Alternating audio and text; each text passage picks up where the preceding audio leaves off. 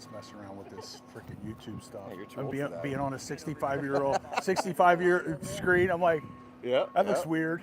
Yeah. All right, we got it? We live? We're good to go on my side. I'm looking good. We're checking with Vlad. Is this? Checking on our moderator. Go ahead and talk real quick. Can you hear me? Hello? Hello? How's that? Hello? Yep. Okay. All right. Call me if there's an issue. Okay, they can hear it. So we're live then right now? Yep. All right. Let me do it live. Okay. Here we go. In 3, 2, 1. All right. It's Dave Lockwood with Remove It Pros Demolition. This is Adam Carson with Suncoast Metals. Okay. And we're going to go behind the scenes here, and he's going to tell us a little bit about what the type of metals are, what the street name of them is, and what makes them clean and what makes them dirty. So is there a chance we can go into that one room there with all the bins in it? Okay. All right, let's do it. And thank you for doing this because, you know, a lot of people are going to learn a lot more from it. That's what everybody wants to know. I can't believe with people wanting to know more about scrap metal. So It's definitely a growing awareness industry. okay. And the way that as things go bad, instead of just tossing them in the trash and putting them into the ground with the landfills, you can get money for them and they go somewhere and get recycled and end up being reused. You know, it's not just aluminum cans and plastic bottles anymore, It's everything, right? Including electronics, right? You guys don't mess with electronics? We don't do a whole lot with electronics, unfortunately. We don't have the equipment to remove the gold from the electronics, which is where the value is at for electronics. Electronics is only about the gold. It's only about the gold, that's it. So like this bin right here, what's going on in this bin? So this bin right here is what we call a number 2 copper. If you look at it, it has little pieces of fittings on it, things that have been soldered together, maybe a couple pieces of brass for parts that were on whatever part of equipment it might have been on before it was broken down. Anything with any kind of a paint or excessive tarnish. All those things are what we call a number 2 copper. Okay. The box next to it. So this is number 2 copper too, because it's thicker. It is a thicker. We can get away with some of the sheet, like for gutters and roofing shingles that are copper based. We can get away with a little bit of it going in the number 2 copper being in there, but it is considered more of a light copper or sheet copper, but we are allowed to blend some in depending on where it goes, whether it says international or domestic. Okay, so what is this back here? This right here is lead. So a majority of the lead that comes through is obviously from roofing and stuff like that. When a lot of the roofs and the hurricanes come through, a lot of things need to be replaced. And as far as I know, a lot of the vents that are made of the houses that go up have lead on them, and that's when they tear it out, it gets recycled. So if it's clean, We're talking about this, so we're keeping on time. If you see me go like this, that means let's wrap it up on that particular thing. Sounds good. okay, so what would make this clean and what would make it dirty? Pretty much the only thing that's going to make the lead dirty is going to be have any kind of shingles or anything that might be on them that's left there that the roofer didn't clean off. Yeah. You know, any kind of paper that might be on or any kind of paint like that, that's good. That's no problem. Doesn't matter. Nope. Even nails? Nails are okay as well. I mean, it's excessive, and obviously it's excessive, but... So when you melt it up, then it goes... And they just cut it off the top and move on over. Let's go do this other one. So what is this bin right here? This box here is going to be what you had for the number 1 copper. So this is the pieces that they've cut that no longer has the fittings on it, no longer has the paint on it, has tarnish, but has minimal tarnish on it. So is this no something brass. you processed, or is this something the guys processed? This particular box, I believe, was one that we purchased as is from another company. Okay, I see. So you just paid them a certain amount, and you make the difference off of it. So this works out for us. This is a kind of a commodity we call no touch. We buy it from somebody, it stays in a box, we can get rid of it in a box the way it came in. And you got to trust them that they're not screwing you over and putting something down below you That's can't why we see. have all boxes labeled, so that way if we get a claim, we know where it came from. Ah. So when I do this, I'm going to ask a question. What do you think the weight would something like this be? Just as a... It varies. Judging by the small pieces that are in there, I'd say this box probably anywhere between 1,500 and 1,800 pounds, give or take. Would be my estimation. So this is lead again, This is right? lead again, yes, sir. Different kind of lead or the same Nope, kind? Same thing. It's just someone took the time to fold it to make space. As you can see, these are the ones that have the pieces on them from the roof. So that would be shingles around dirty. them. It is dirty, and we get a little bit of contamination allowance, but for the most part, it's better for the person who sells it to us as well as it is for us to sell it to have it more clean. Okay. So what's in here? It's still in the lead department? This is what we call EC wire. It is aluminum wire, only aluminum. There is no ground wire in the middle, so there's nothing magnetic in this whatsoever. It is all just aluminum. Let's see. And it has its own special commodity. As most electric things have these days are going towards electric, it is becoming more and more common. So most aluminum has a piece of regular metal in the middle As of the it. bigger it gets, it'll have 3 to 4 or 5 strands in the middle that are steel that has the ground built into the wire, I as see. opposed to having a separate ground. All right, so what is this back here? That is wire. It's just This is straight what wire. This is what we call number 2 ICW or number 2 wire. This has attachments attached to it, so it would get purchased at a lower grade because there is contamination on it. But we'll have someone, they'll chop the ends off and then we'll bale it up and send it out so it has minimal contamination and it has a lower recovery. I don't think I have anything that's in there. We can show another piece over there. If you look on the inside, it has a lot of insulation on it and minimal copper, But it's still copper. everything's valuable. One way or Okay. the other. Depends on if it's 10 cents or a couple dollars, X, Y, Z. Okay, so what is this back there behind that?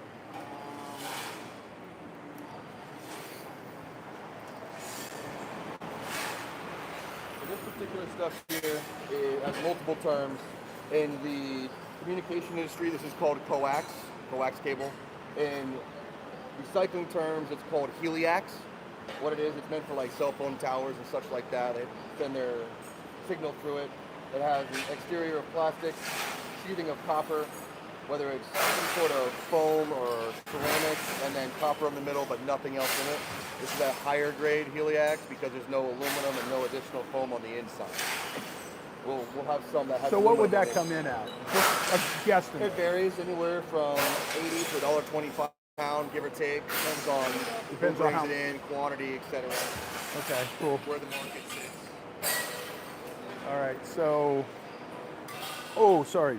So this is, hey, what's up, young man? Hey, how you doing? doing? All right. Good, good. So we're filming right now. You're actually on Okay. live. All right. Welcome So- back, man. So what's your first and last Mike. name? Mike Allen. Mike Allen. I remember your first name. Yeah, yeah. Mike Allen. This is our YouTube. So Okay. we're basically just trying to get. A lot of people ask me a lot of questions about this stuff.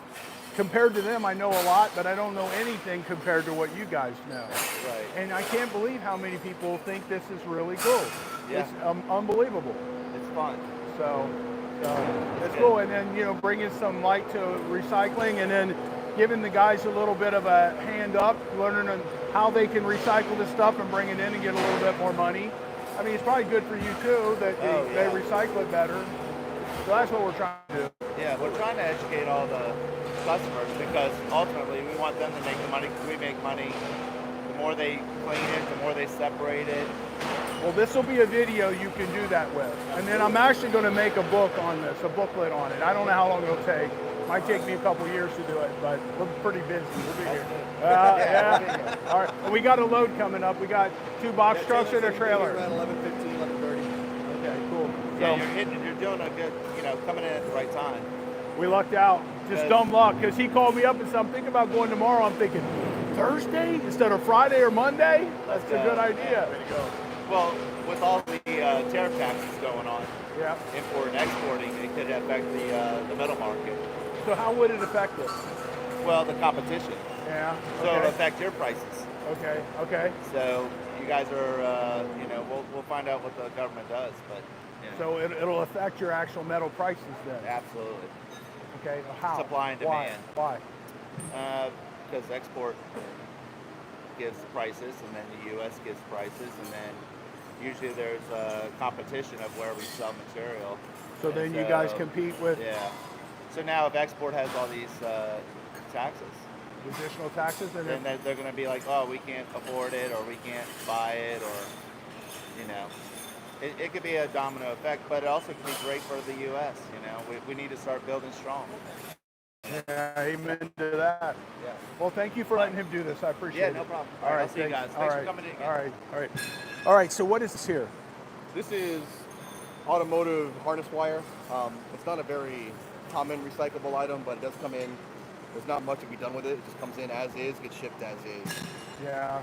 Because it obviously has a lot of plastic on it. So what do you a lot of bring other it in attachments. at? Like 50 Honestly, cents or something? It's probably around there, maybe a little less. Like I said, it has a lot of contamination, so it doesn't have a high value, but Because good it for- takes so much to get it all freed up. Correct. So like stuff like wire, we'll send to a place, they'll have machines that'll chop it, and then as it shakes, it'll separate stuff. This here, it's got so much contamination, it's hard to do. It requires more trash than copper. Okay, so same thing with this. This is similar. So I'm not sure if you were part of the conversation I had with Taylor or not, but this has good quality copper on the inside. The problem is this is steel on the outside, not aluminum,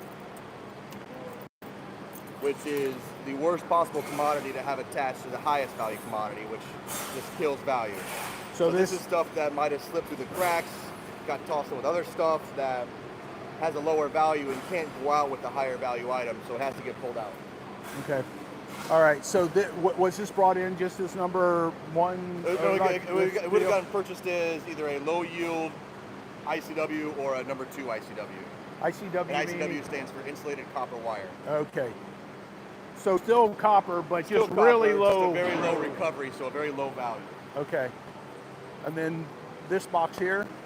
This box here is, by Florida statute, a restricted commodity. It's an underground wire. It's called grease wire or jelly wire, as you just found out by touching it. It has multiple strands in there.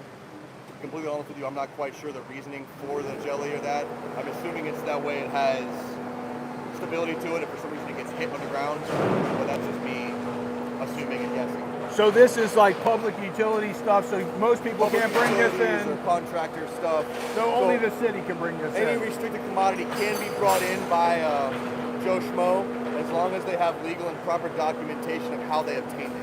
I see. Like a demo. Like a demo job. So like if you go to pull it out of the ground or pull it out of a house and you want to give it to me, you're going to say on the letterhead, hey, you know, Removing Pros gives Adam permission to scrap this that we came across on this demo, and you know, if there's other things associated as well, you can incorporate that. Otherwise, you just list specifically this, that, and that alone, and that'll allow me to bring it in and sell it, and I can make money from it. And the contractor's not responsible for disposing of it or getting rid of it because a lot of things take time. And the idea is to prevent people from stealing utility Correct. stuff, That right? all came into effect probably around the 2011, 2012, give or take, when the housing market started booming really bad. People were just letting them take the AC units and electrical wires straight out of the new build houses. And it bring was them into costing here. well, not just here, just in general, scrapping them. And it was costing builders tens to hundreds of thousands of dollars. All right, so what is this? This is wire as well. The difference is a majority of this is probably like an irrigation wire. If you look at the inside, if you get the right kind of light, it has a tin coating on the interior of it. Okay. So it kind of has like a silver shimmer to it. Yeah. It's more or less an irrigation wire. So because of the tin coating on the copper, that is considered contaminated, so it's a number 2. Interesting. But it's coming a higher in. It's recovery coming than in the bowled regular. Correct. up like this, which means somebody just. Which means that someone probably didn't need that much because a lot of people will buy things in bulk to get a better price. Yeah. But they don't need it anymore, So they bring it in here. you know. Or a lot of people, they'll unravel it to get it out, and then they suck the new stuff in there in place, they'll put it back on the same roll. Oh, I see. So we already did. This is. This is aluminum VX cable, so it's the same concept as the other one, but because it has an aluminum jacket as opposed to a steel jacket, there is value in it. Because. But it's not the same as just having the wire separate on the inside. You can look on the inside, and there's solid copper on the inside. And the reason is somebody's got to do the labor to pull it all apart. Correct. I see. So this right here is number 1. That is number 1 insulated copper wire. That is good quality wire. Okay, but it's taken down in value because somebody's got to aluminum jacket, somebody's got to take this apart. Somebody's got to Or pull when it out. it goes through the chopper, like we said, now it has multiple commodities that are separated, not just copper. It has to have a different kind of machine in order to do it. Okay. All right. So what is that? These are some of the plugs, like if you were pointing out the harness wire, Yeah. or some of the computer wire you saw over there. These are some of the plugs that get chopped off the wire as they're cleaning it. So what's valuable in this? Pretty much nothing. There's a little bit of copper on the inside. Some of these big pieces on the inside, like the washer and dryer piece, does have like a transformer on the small side, even though it is small. Yeah. It is in there. So these all get, basically, yeah, these kind of get put into a box and then out. It's a higher value than steel, Yeah. but it's not a higher enough value other than that to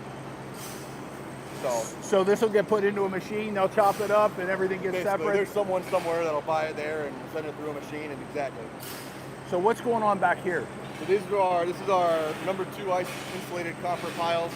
The one on the right is stuff that still has the pieces attached to it like so. Yeah. And the one on the left is stuff that's been gone through that may have a little bit of stuff overlooked, but for the most part that's ready to process. So that's got a higher value than this It's all because, the same value, it's just that's prepped, this isn't.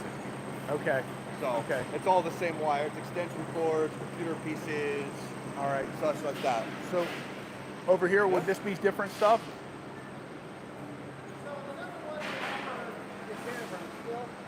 Well, there's other value commodities that are higher, but they kind of fall into that precious category, and we don't do a lot with precious materials.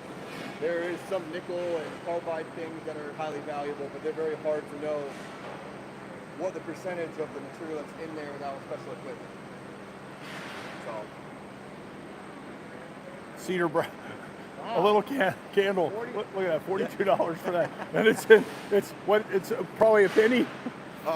brass definitely has a higher value. This probably got snuck in by someone over there, or got purchased at maybe just 1 pound of brass, which right now I think brass is somewhere around $1.75 a pound, give or take. Yep.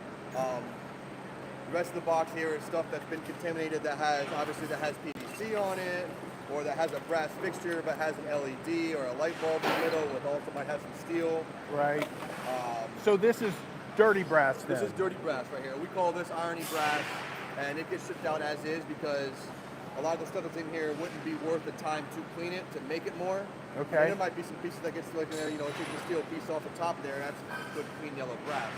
But then you got other pieces there like that where it's ceramic or cast It's not aluminum. cost effective to do it. It's So what do not. they do? They just melt this Nope, up? they- Or do they chop it up too? To be truthfully honest, I'm not 100% sure how the brass refinery process works, but I'm pretty sure it gets chopped up and then gets put into a smelter, and anything that's excess gets burnt away. Anything that's on top, kind of like crude oil, you can just push off the top, you have your product afterwards. Okay. These here are electrical motors. These are good quality motors, most of which come out of old AC units or other kind of Pool pumps, things like pool that? pumps, such like that. These have the higher value out of some of the other motors because they're more of a copper content on the interior of them. Okay. So, as opposed to a motor like one of the ones where there's a fan blade and all that attached to it. Now you're adding the weight of the aluminum, you're adding the extra weight of the steel. The copper content goes down because you added more material to it.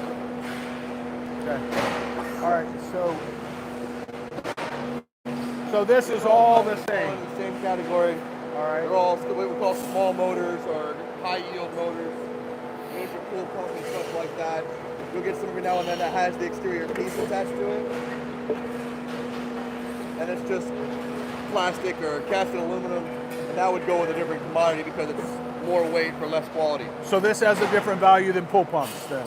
Because No, it all does. It's just there's always going to be things that slip through the cracks. I can Okay. send you 10,000 pounds of something. Most places allow a 2, 3, 4% contamination because nobody's perfect. because human beings are doing it. Exactly. So this is all the same thing These again? are all the same thing. Those are electrical ballasts. Kind of the same situation. There's no transformers on the inside, but due to the steel and due to the plastic on the exterior, there's not a lot of value in it, but it is a recyclable material. Okay. So these are compressor Or motors. compressors or sealed units. They could come out of anything that has to do with refrigeration. So what's inside of those? Is there copper in there? There is similar to a ballast and a small motor on the inside, a transformer. Yeah. The opportunity to take that out of that is very difficult. It's going to be very low. Plus losing all the weight of the steel, and a lot of them possibly still have some oil on the inside from when it was cycling through when it was doing its refrigeration. So it makes it really messy too. It So makes it's it not messy. worth doing then, probably. Not Some worth doing. people, as I always tell people, it depends on what you value your time at. Right. If you don't have anything else to do and you want to spend some time doing some stuff, or do that too much. So all of these are the same thing. So what is this here? This right here is your bare copper, as they call it, bright and shiny, or bare bright. It is wire that has been stripped, so that way there's no other insulation, there's no contamination, there's no steel. It is definitely of a brighter commodity. Obviously, you get some in there that's slightly tarnished and been used. Again, you're allowed a little bit of contamination on the inside, but for the most part, it's just. So they'll melt this up and just make new wire with it, right? For the most part, or something else that they would need that material for. I mean, there's different alloys that go into it, different things they'll add to copper for heat purposes or electrical purposes or X, Y, and Z. And that creates different alloys. And there's different alloys for, like if I have a copper torch tip that goes on the torches that you use to cut things, you know, that has to have a little bit of a nickel content or other kind of alloy on the inside to allow for the heat, as opposed to just a So it doesn't melt itself. Correct. Right. Exactly. Okay. So what is Bear Bright? What would he go for today? Just off the top of your head, because it's kind of high right now, We right? purchased it probably somewhere around $3 to $325, and would sell it anywhere possibly between $4 to $450, depending on the market. For those who have done all the work and have made it clean or bring in more volume, there's wiggle room for pricing. Pricing can go up, etc. So all of this down through here is all Bear Bright. Correct. All right. So what is this here? Those are what we're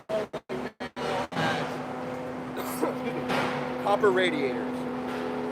Sometime in the last year or so, a lot of the international people decided that even though all the fins are copper and the interior is copper, which we used to be able to sell as a number 2 copper, could not go like that anymore. So now it goes to what they call a number 3 copper, and it has a little bit lesser value, about 10 or 15 cents lower, 20 cents lower, depending on where the market sits.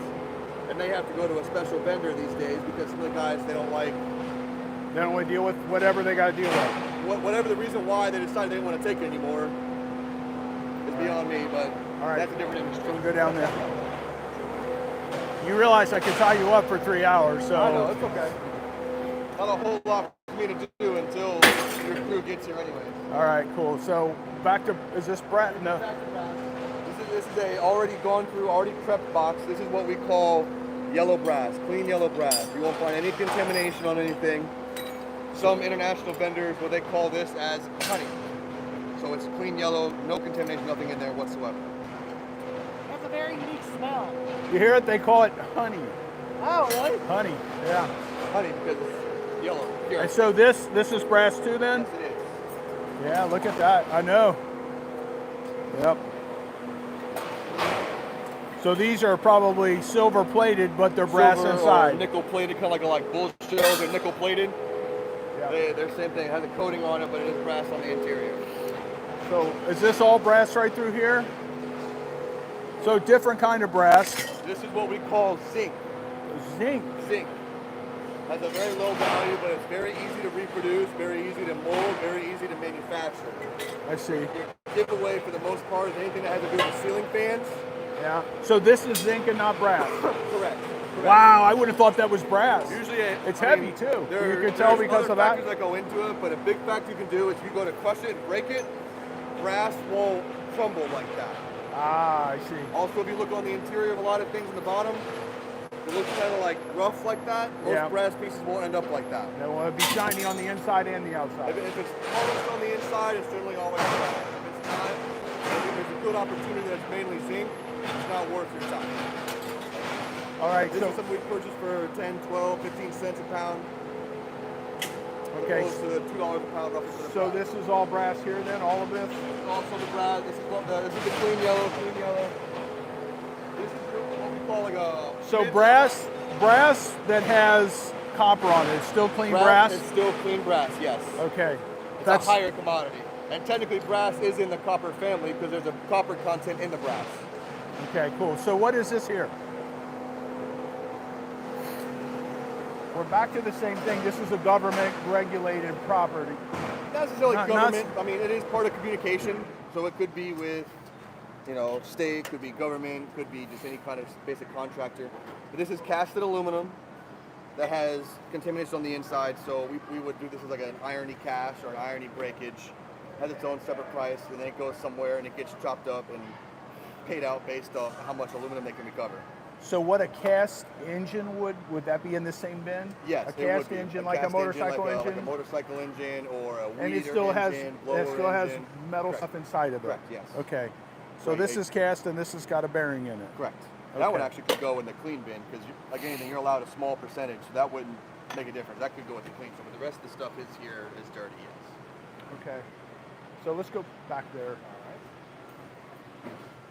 So this is some really big copper here. Yes. Large pieces of copper, stuff that's, you know, waiting to get sent out, might have some contamination on it based on like Like that see might it has some scum and some buildup on the inside.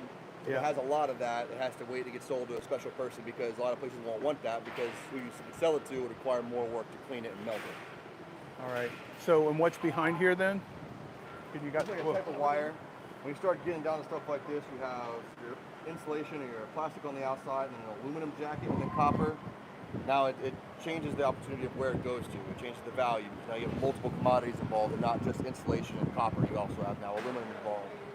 But it's a high value because the copper on the inside is a lot heavier, a lot more weight, a lot more value. So the value's in the copper, but there's still a lot of work to get that Correct. So material it would to go- where it you would could go- use it. Correct. It would go through a chopper, and as they go to shake it and chop it, it would have to go through a special machine that has a second outlet for the aluminum. All right.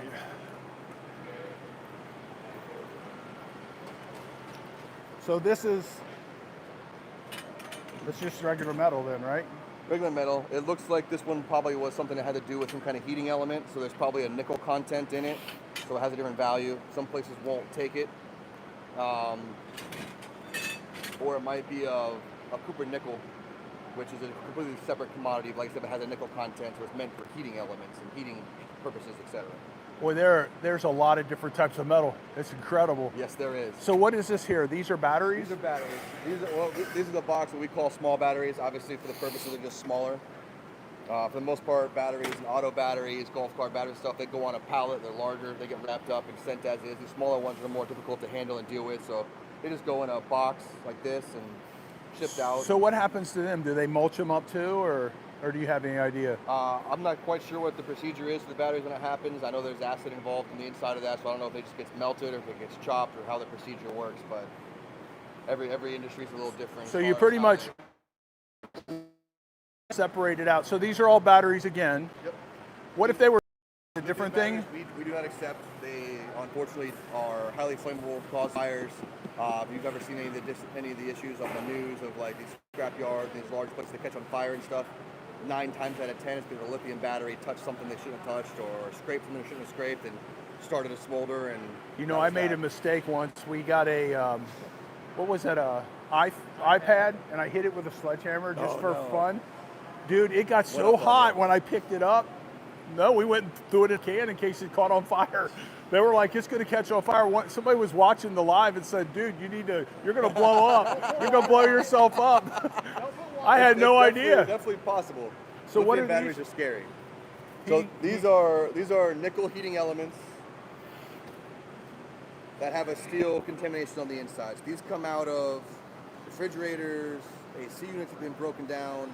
Basically anything that has to do with heating or cooling is going to have something like that on the inside that's meant to heat it up or something like that. And instead of being cleaned by having the nickel removed, like so, Yeah. it just has a contamination in it, so it's less valuable. Right. This is copper again. These are inner windings of motors. Yep, these are the inner windings of motors and stuff like that. Basically, there's an actual machine that goes through that can grab it like that and separate it, and it just cuts it and pulls it apart. And this is that. So what does something like that go for? So this would go as a number 3 wire. A number 3 copper, because there is contamination with the insulation and all like that on there. So it's not just pure copper with solder on it. So it would be anywhere between $275, $325 a pound, give or take. $275? $275 to $325 That's a not pound. terrible. No, it's still good. Still high value. So, can we touch bases maybe on some of the ferrous metal stuff out here? Everything out here, for the most part, should be done. Hey, Kenny. Yeah. All right, so these are ballasts again, right? Yes, sir. Now we couldn't get close to the ones before. These are ballasts. They go inside of the fluorescent tubes mainly. They probably go in other things. They kickstart the power, right? Correct. So it ramps up the power, and these actually have something inside of them too, don't they? There's like a little transformer on the inside that helps with the actual electricity aspect of it. So what does something like that run? Anywhere between 8 to 12 cents a pound. So these are dirty then? Those are, no, ballasts are just ballasts. They don't. Ballasts are ballasts. These are actually would be considered possibly a higher value because there is wire on them. But And they it's can- not worth the hourly for someone to come by and cut the cords off. And these are the ends of These are the motors? ends of the motors after they got cut up. These are just clean casted aluminum. All right, clean because the bearings are very Yep. small. All right. And that's really heavy duty. Is that copper back there? Yes, this is copper right here. No, you're good. So stuff like that, you see like the little pieces of, sorry, Yeah. like this piece here. Yeah. See how it's coated? Yeah. It's a bus bar for It's really heavy. electricians and stuff like that. It is copper based, has a coating on the outside. So this but- is number 1, number 2. With the coating on the exterior, it would be number 2. But for the most part, the rest of it's all number 1. That's probably something that someone just did like that, they'll put it on the inside and contaminate it. Okay. But All right. So are there any other different styles of stuff that you recycle that's out here? Maybe the radiators? Oh yeah, absolutely.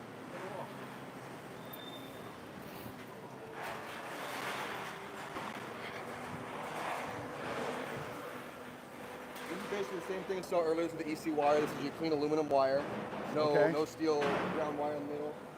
This one here is going to be your what we call insulated aluminum wire. So this is the aluminum wire that still has a jacket on it.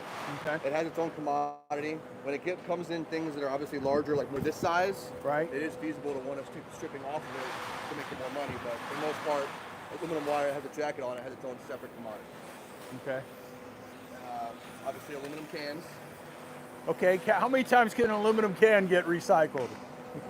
I don't think there's a limit to it. There's no limit? There's no limit to it. You just melt it and I do mean, it, melt like it and do anything it, else, melt if it you and do it. You recycle something, you're only going to yield so much out of what you recycle. So eventually, there won't be anything left to recycle unless you keep adding more to it. So what do you think on aluminum can? What do you think the percentage that they actually can use? By 90% I'd say or? between 80 and 90 would be my estimation. So then the rest is just burn it up? Wasted, it's burnt up. This is stainless steel. Stainless steel, the value is in the stuff that is non-magnetic. Magnetic stuff, stainless, such as refrigerators and such like that, Yeah. just go with the steel in the steel pile as tin or shred or. It's nickel, right? Is that what This they put is in? stainless. Stainless has got nickel in it or not? There is a small nickel content in it, but for the most part, it's mainly iron, but it has Iron. Just- chromium and other items in it as well. Basically depends on what the purpose of what it was made for. Nice magnet. Yeah. All right, and then these are just regular radiators? These ones is for dirty radiators. As you can tell, here's a aluminum car radiator. And it is all solid aluminum except for obviously the pieces of plastic on the exterior like that. They'll have someone that'll cut it and do something with that. And then you have your other pieces that are like your copper aluminum that came from either a pool heater or an AC company or AC inside of a house. This one looks like it came off the beach. Yeah. It has some nice little. So this is an A coil that comes out of the inside of an AC unit, of the upper unit? Looks like it came out of someone's air handler. You Okay. can tell it has some growth. Why are these all in the same bin? Is this going to get Because the you're stuff, going to the stuff recycle that's it? in here is something that we're going to actually have the time to clean, I see. right? So this is like work in progress. This is something that got purchased at a lower price. The consumer didn't want to Take their clean it time. themselves, so we pay less money for it. So we will have someone to go through it and cut. We have the tools to make it. And quick it's worthwhile. efficient. It is. It is. It is. Something, Okay. something like this here, dirty, we probably pay 15, 20 cents for. Clean one, we pay somewhere probably around 40 cents for, and we'll sell it somewhere around 50 or 60, depends. This really depends on the market, honestly. I mean, there's value in everything, but like any business, everyone's got to make some money somewhere. That's good. So is there anything else out here that's kind of different? Different stuff? Got your wires, got your motors, wire. This is your The pool lower pumps. yield, your lower value motors. It does have your pool pump as stated earlier, but then it also has your pieces of plastic that are on there for your, that have your like for the interior where the water goes in and as the filter and such like that. Your blowers from your air handler and stuff like that. So this is low quality This is or low value, has a much lower value, yes. Okay. Wire, copper. So what about these batteries? These are this the bigger ones? On a pallet, lawnmower batteries, golf cart batteries, auto batteries, stuff like that. Okay.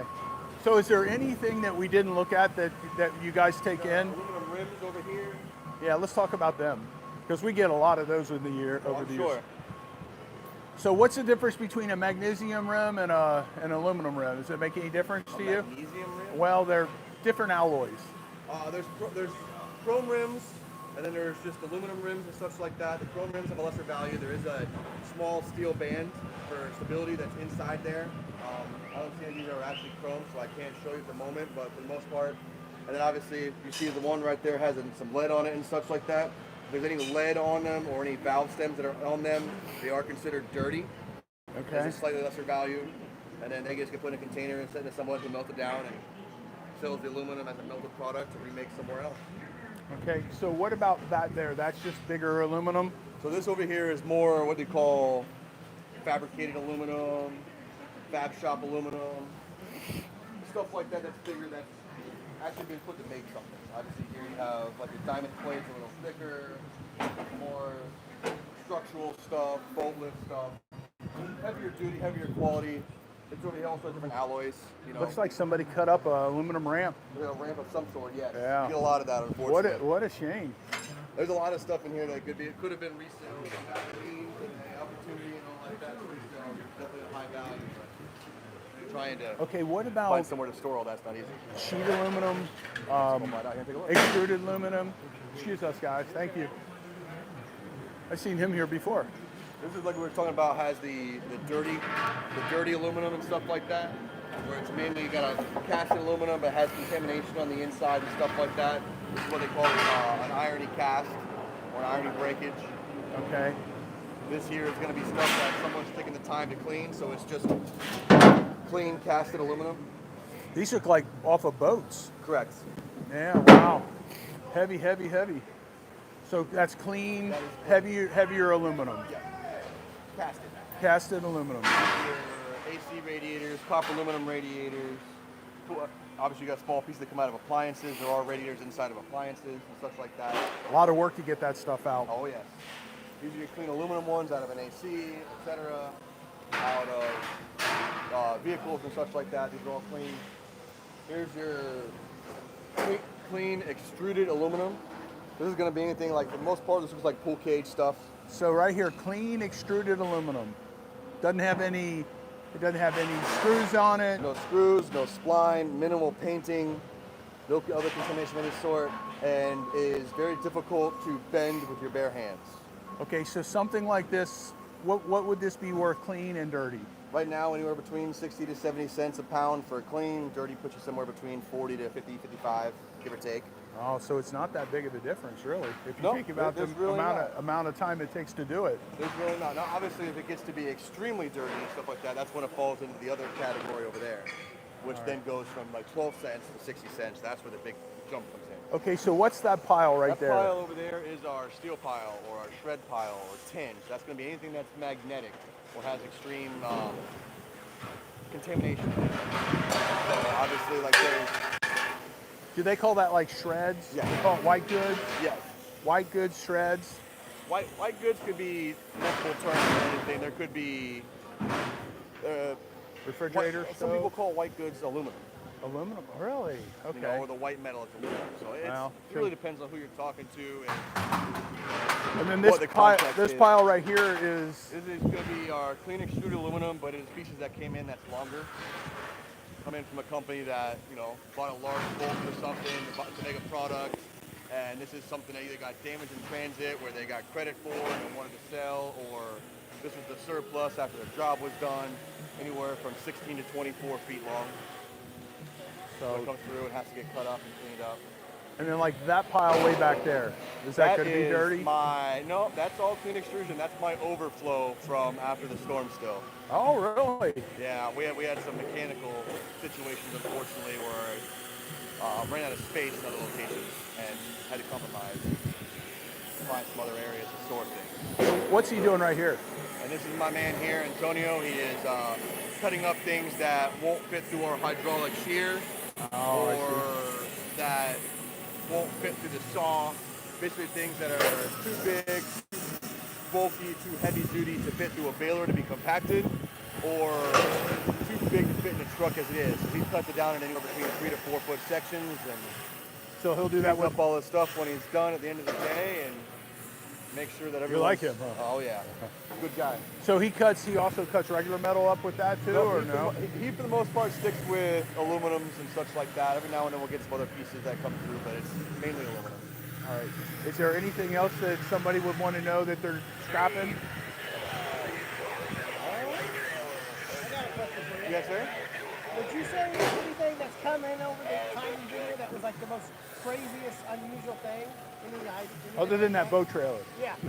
I mean, there's things that come in all the time that definitely make you wonder. You know, random things that come in that are like full out brass statues. Yeah. And I had a steel statue that looked like someone took time to make on their off time. It's a picture of a dragon. Yeah. It stood about 7, 8 feet tall. Had Yeah. wings go out about 4 feet wide. And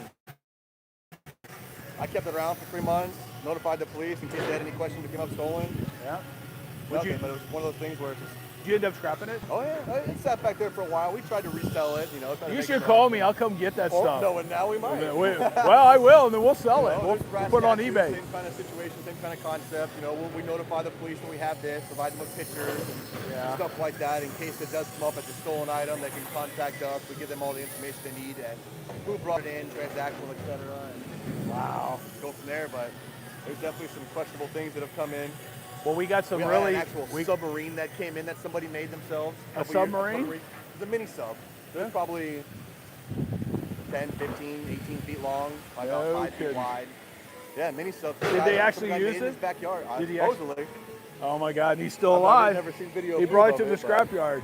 So, but you get a lot of things too from old fellows that like to just hoard things and keep things, and unfortunately something happened or they passed away or moved away, and someone got in charge of their estate afterwards, and like just get rid of it all.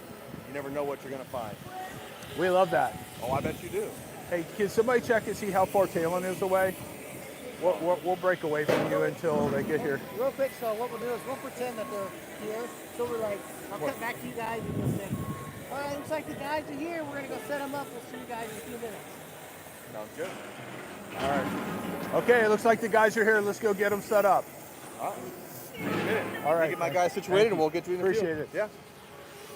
All right, cool. So we take a tour, inside tour, behind the scenes. Adam runs this facility. Really thankful that they were willing to do that. It took about an hour, and I don't know how long did it take him, his time. 45-minute walk. 45-minute walkthrough. He went into great detail about, you know, what's going on here at the scrapyard, and our trucks will be here any minute. So what do we want to do? Do you want to hang out with the live on that? What are you thinking? Cameron wants to hold the live while I do everything else. Okay. All right. So what do we want to do in the interim? Do we want to pick the live back up, or do you want to just wait? Does anybody know how far away they are? We got 60% left on the battery. I'll call them. So Let me call Talon. Yeah, call Taylor up.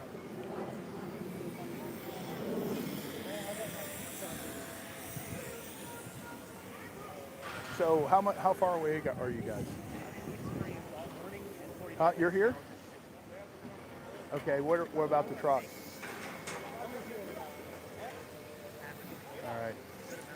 All right, we'll come find you wherever you're at, okay? All right, Talon's here. oh, okay. I'll tell Adam. Well, he doesn't need to be a part of this other than telling him where to put it, okay? We got to give him a minute to get caught up, okay? So here we are. This is our trailer, dump trailer. The trucks are just behind him. We got 2 box vans coming. He brought the trailer up here just in case the box vans have a problem.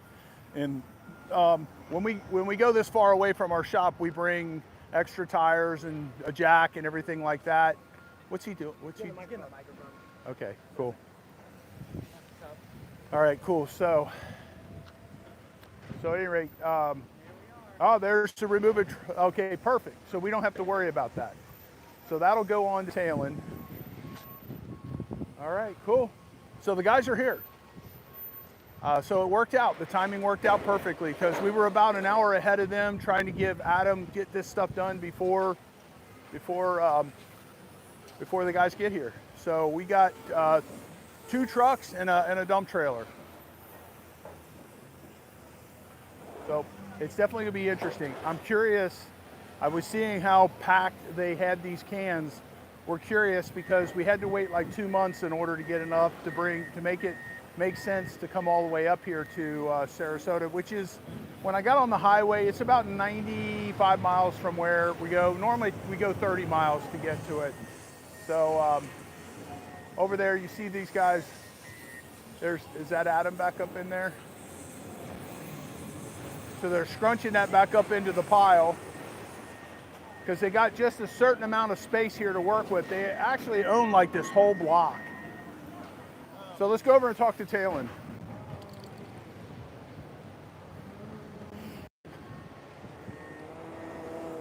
There's 2 of the trucks, so 2 trucks in that dump trailer. Start with? Huh? Do you have a preference for who you want to start with? Dude, you do it whatever way you want to do it. Hey, can you move your truck over on the other side? Get a little more space right here. Please. Thank you. Love you. You may tell them to park here. I can probably put 2 of your box trucks right here. Smaller. Yep. Get him to move his truck real quick. We do right here, side by side. We'll do the trailer last, like last time. Bernard, you're going to go right here. We're gonna put 2 trucks side by side right here. Go this way.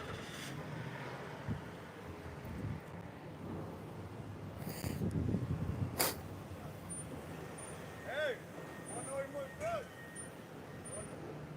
He wants to know if you want him to move his truck. No, you're good.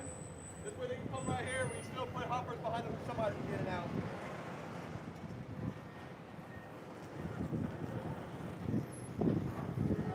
You're good, Bernard. You're good. You're good. Get as close to the rail there as you can, okay?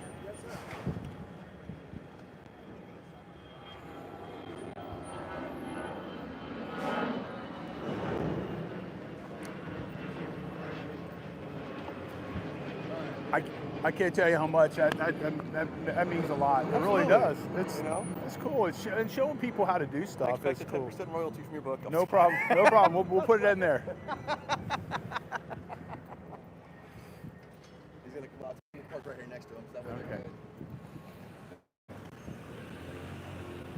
You want Talon to do his truck alongside? Just one of my guys. You pull all the way up and block him, basically. That's fine. All right. That way I can still get semis in and out. All right. Not Perfect. that I have a whole lot to ship right now. So- I got rid of everything yesterday, finally. The boa came from an Inglewood bank we took down. Oh, yeah? It was kind of fun. You found anything nice in any of the banks down there before? Not really. Everybody's been through them 27,000 times before we get here. We get lucky every now and then to find one here or there that, you know, Yeah. they couldn't crack open or this or that, you know. Yeah. I actually found a big old hulky ring like that. Ended Yeah. up being Yeah. fake in the long run, but it came in a big old safe. Took us like, I don't know, an hour to get it open. That's Put out awesome. like $400 and change out of it. We gotta love it. So there's always some stuff that comes through. We got a big fat zero on safes, but I Really? found some really cool stuff over the years. In an estate, we ended up finding $5,300 in $100 bills. And it ended up being in our shop, and we couldn't find a key. I guess the key was hidden somewhere on it. Somebody opened it up, and you could tell they took a handful. Oh no. Yeah, we didn't want to open it up because we didn't want to break it because it was an antique. Good. And then, so how long was it sitting in the shop with $5,300 in a drawer, Just sitting there. just sitting there and we had it for a month. We get money that comes through all the time here and there and stuff like that. Sometimes we get bundles of brand new bills. And we hate those, but we love those. 'Cause Yeah. We hate them because they're difficult to deal with. Sometimes you give out too many, problem, whatever. But sometimes you'll get those ones where the government mistakenly messed up and didn't cut it quite legitly. Yeah. So me and another guy, we bought probably about $200-300 worth of ones a couple months back Yeah. that were miscut and misdone, and you could Yeah. tell that the die was all messed up. And you hold a dollar up, how it's supposed to be symmetric all the way around Yeah. on both sides. Uh-huh. That it was shifted off on the front and the back, Uh-huh. and that there was no top border on any of them. Yeah. So Was it I went and looked them up. They were like $4 or $5 per bill. all right? So it was definitely something to look into. They're fine. Oh, buddy. Morning. How are you? Good. How are you? Good. Have a nice drive. Not like that. So how do we Something like that. how we Gotta want love to how we? traffic. Yeah, not fun. Well, there was an accident right down here. Somebody turned their Jeep over. Yeah, I mean turned it over, and it looked like somebody hit them and it flew the seam and they didn't get very far. So we doing copper first? He's about to make it really stinky for about 5 minutes. Oh, cool. Watch out, Charles.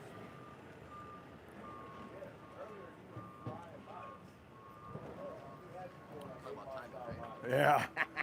Well, see, for me, I've been doing demos so long, I can't smell nothing. Absolutely nothing. I mean, nothing. Nothing. Absolutely nothing. Well, I'll go open up a refrigerator and say, we should recycle this, and everybody in the room's throwing up. Where you going, Charles? You're killing me, man. You're killing me. You got another guy back up on the other side. Watch the right there, Charles. I don't know what he's doing. All right. All right, so what we're going to do is they're going to bring some bins over, and we're going to throw the copper off into the bins. We're going to use the little gizmo to turn them over, make it a little bit easier on the guys. This stuff is super crazy heavy because they're packing them so much better. I don't know why, but they are. More stuff, less space. You know, that suction will probably go right on that sign. Yeah, but this is gonna be sideways. Oh, okay. All right, so we lucked out in the honeydew guy showing up, so it's going to stink up the place. We got here at just a good day. We're coming on a Thursday instead of a Friday or a Monday, which gives us a lot more attention. We can get more stuff done. We got fewer guys here today, so we're going to be moving around a lot more stuff with fewer guys.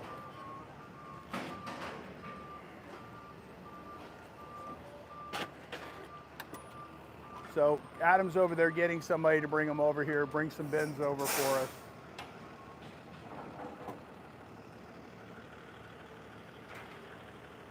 Here comes the first bin right now. So what do you think, Talon? What do you think on this one? What do you think, number-wise? What's your number? What's your guess?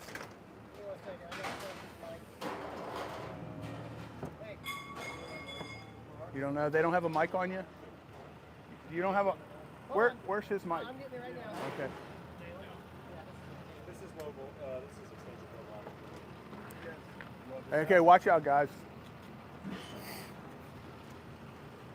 want to put stuff on the ground, or do you want to dump from the truck? I'm down from the truck. I just get one or two cans out of the way.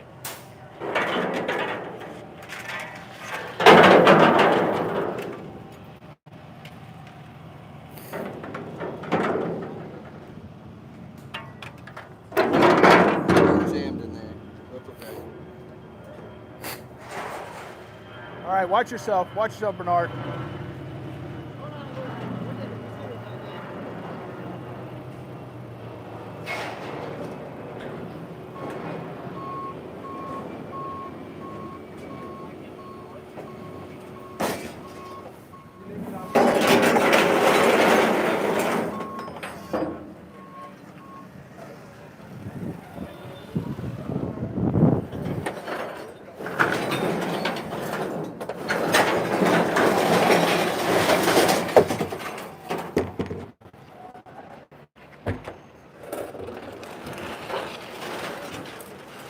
Man, that's gonna be hard. That's gonna be hard to get.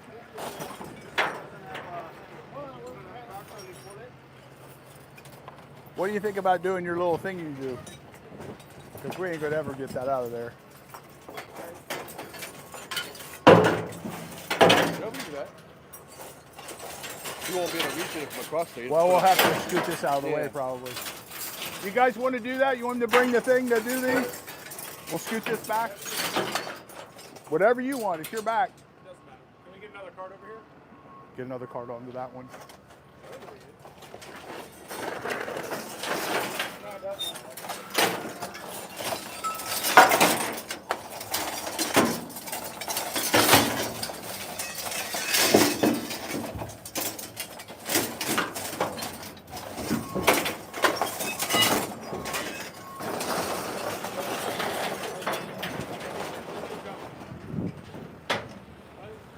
Can you do that? Can you scoot this back and grab them and turn them upside down? You know how to do that?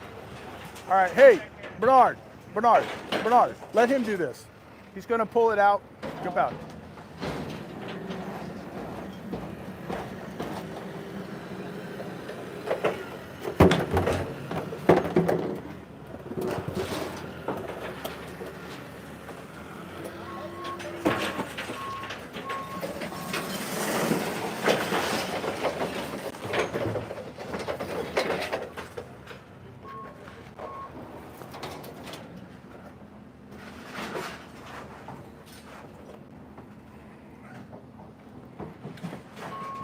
No, that's not going in there. I know.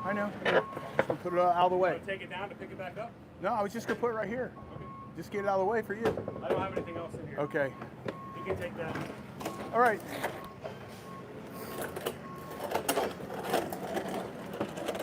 We've been putting them up against the fence. This one's ready. You're gonna get run over.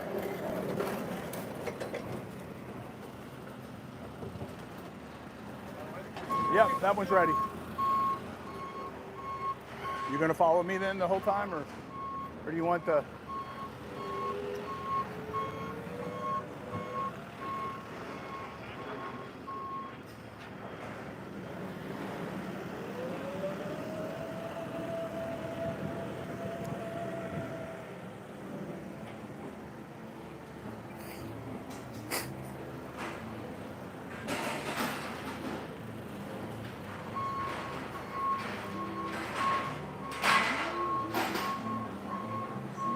So this should be number 1. Number 1? ICW, number 1. So that number right there you're seeing, you gotta take this number here and subtract it off of it. So it's about 200 pounds worth of things. So come back here, show that. So you're taking that number off of it. That number tells you how much the bin weighs.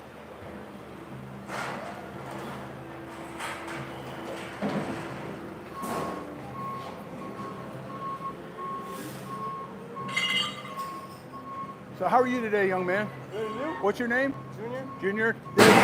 Dave's my name. Junior.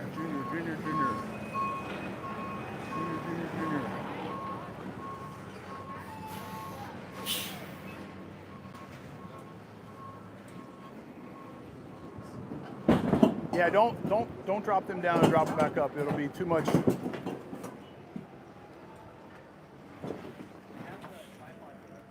You got any more of this? Or is this done? We're gonna take it out first, and then we'll get some back in All right. there. Trunk along the right side. What, you gonna go get the drone? Just get the tripod for the handle. All right, cool.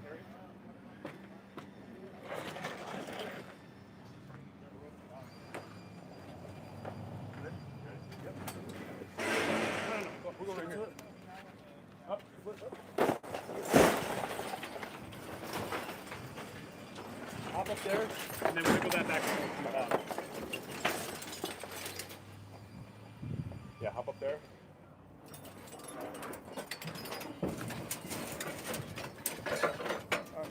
You guys ready? Yeah.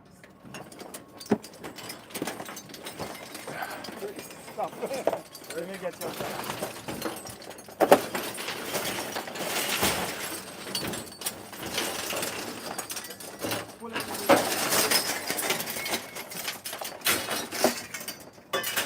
You see, Dave is practicing what we teach. You wearing gloves and all that safety stuff? I don't have any gloves.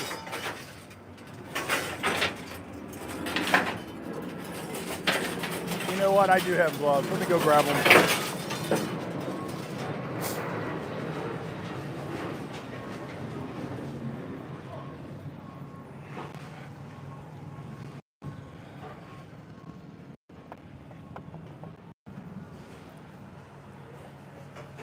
He locked it. Man, I don't understand why people lock vehicles. It just doesn't, it boggles my mind.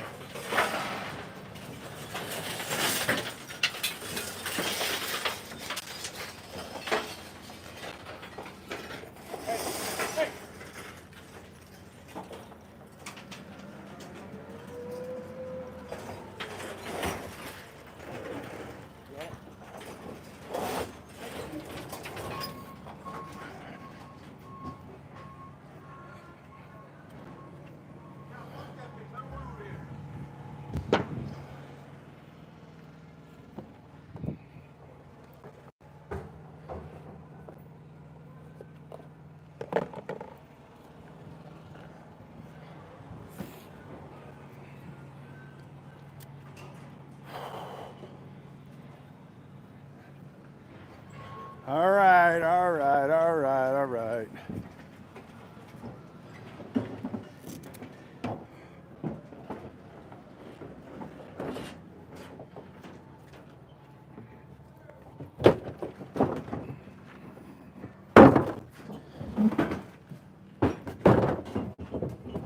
Woo-hoo!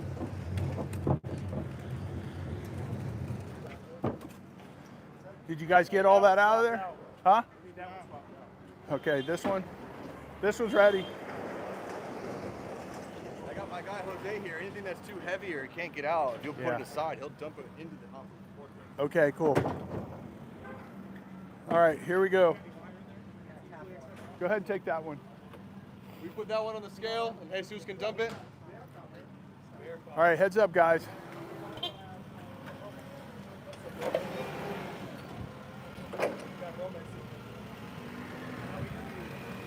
Is this his first day?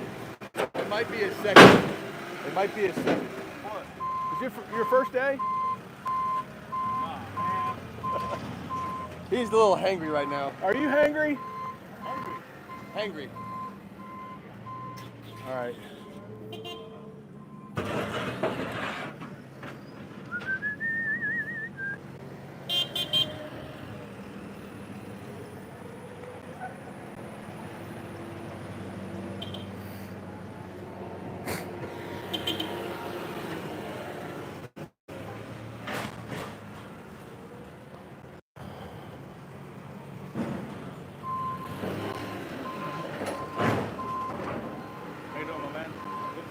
Good to see you too. Number one. Okay, so that's 1324 minus, so it's about 500 pounds. So our numbers on this particular one is going to be a little bit less. Okay. Okay.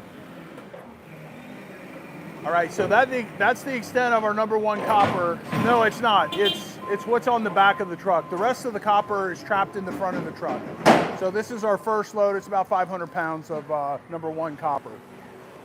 Copper right now is up by, it's at, number two's at 390.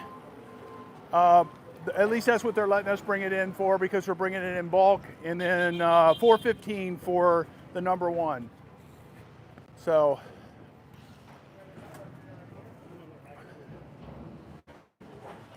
right, now flip it. Here we go.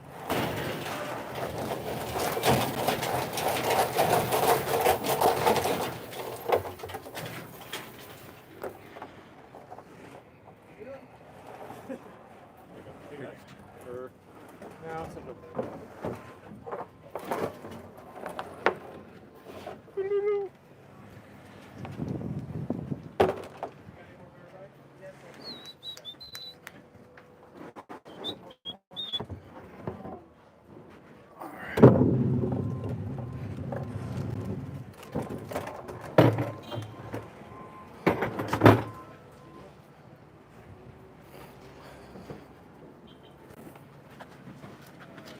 More Romex?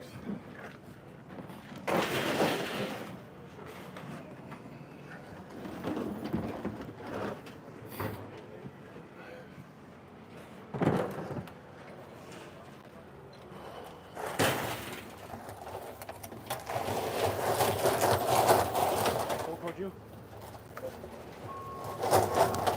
Got one hung up.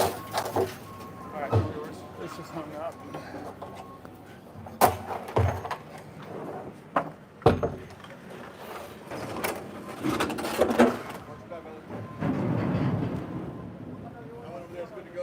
Hey, Talon, is this Romex good to go? Yeah. Went away. Hey, who's Heads up. doing the ticket? Are you doing it or is Junior doing it? Junior's doing it. Junior's doing it. Who's doing the ticket, Junior or you? Junior is. Hey, how you doing?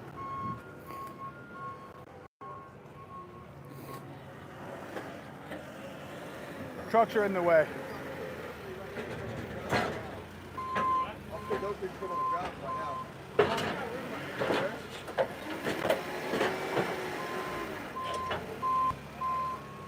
Talon's on a mission today.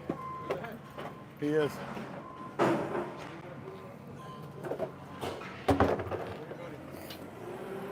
way you don't have to worry about trying to come all the way down here when you put it right there.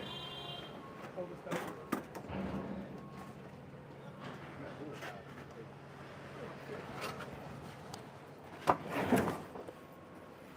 What's in this one?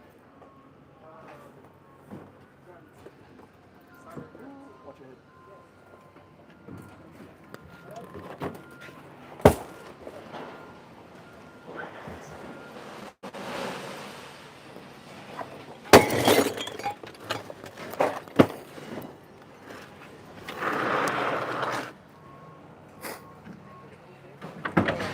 Fresh hopper to that truck or no?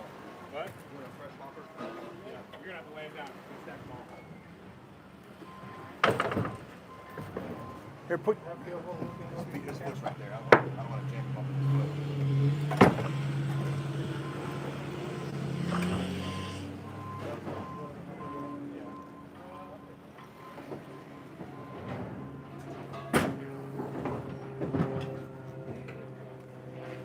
Oh my gosh. Look at this guy.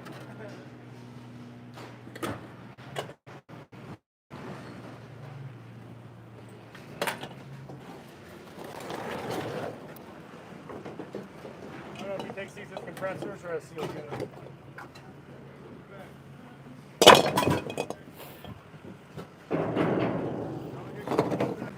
Yeah.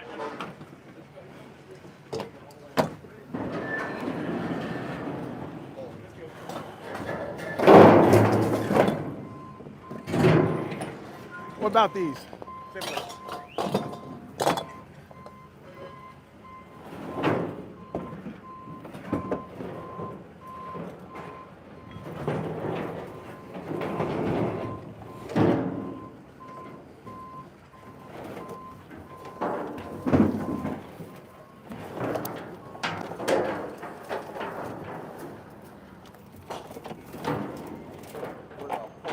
Pop it in the mouth.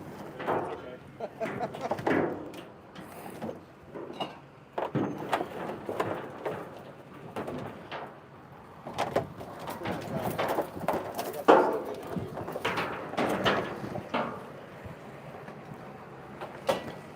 Right there.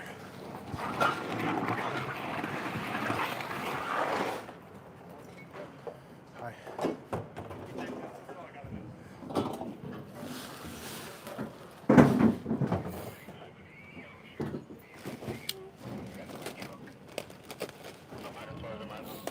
You want to do it? It don't matter. Yeah, we just.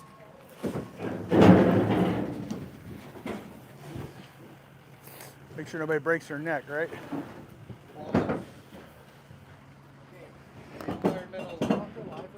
Huh? All right. So, okay. So, we're basically just getting everything unloaded. These are all sealed units here. This is aluminum, pretty low quality, low value. We got a guy picking this up over here. We got a couple forklifts helping us out today. We got some trucks that are kind of in the way, so we're kind of waiting to get over. We got a couple of our bins sitting over there right now. So Adam's got us putting all the sealed units up on this. I was going to move that over, but it was awful heavy for me.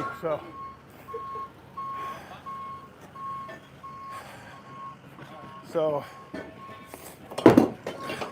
these are little tiny sealed units. These are out of like refrigerators. The bigger ones are out of air conditioning units.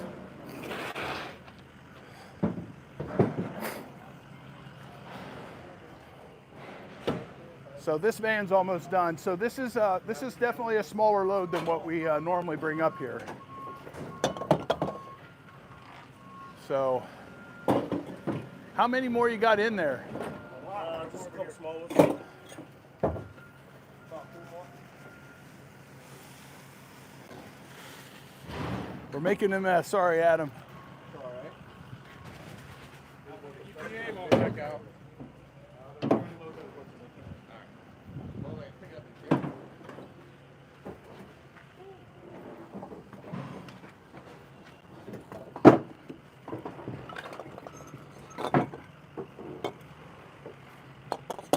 He's got to be able to get this over.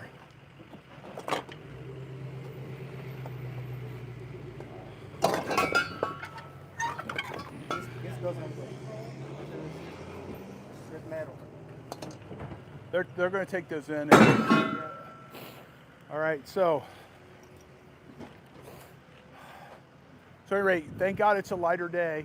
So we still have this over here. This truck's about almost finished, empty, and Talen's in the mad dash because we're so freaking busy right now. He really doesn't have time to do this, but he squeezed it in for us. So. Okay. Get about 5 of what? Yeah, and everything's kind of stacked up right now.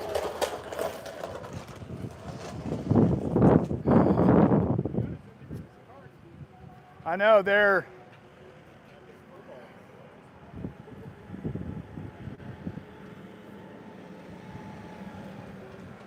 Yeah, and that guy's got a hell of a load on there. It's going to take a long time. Yeah.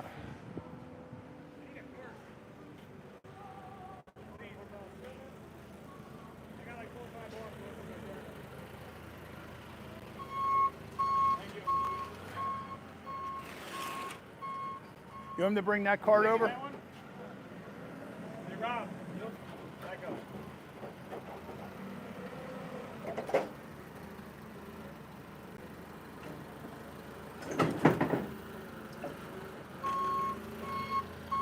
Get out of the way of that thing. Some of that's going to fall. All right. All right. Not bad. Not bad.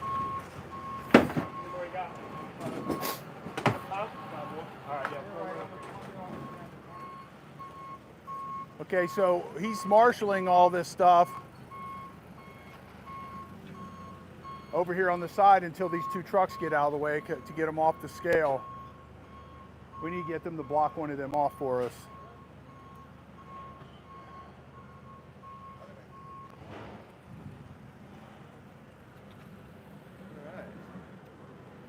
Did you guys do your overall estimations of? No, we Who's didn't. gonna be- Let's do that. Hey, let's do our estimate. So what are you thinking, Talon? What number are you thinking? What are you thinking? Now that you've been halfway through the load. I like 100 grand. 100 grand? Okay. Hey, Bernard, what are you thinking, buddy? 18,000 and 22,000, somewhere right now. 18,000? Yeah. And I feel like I'm thinking, I'm should probably be about 10 cents higher on copper. I think we'll talk about that. Maybe. so, I'm going to say 24,000. Hey, Bernard, come here. What are you thinking? What's your number? 25? So what's your number? 25. 25. Hey, so what's your number, Bernard? 25,000. He thinks 25,000. I think 24,000. Talon said in range. What do you think? You want to make a guess? 21,000. 21,000. So we're going to find out. So here's one of our bins so we can get started again.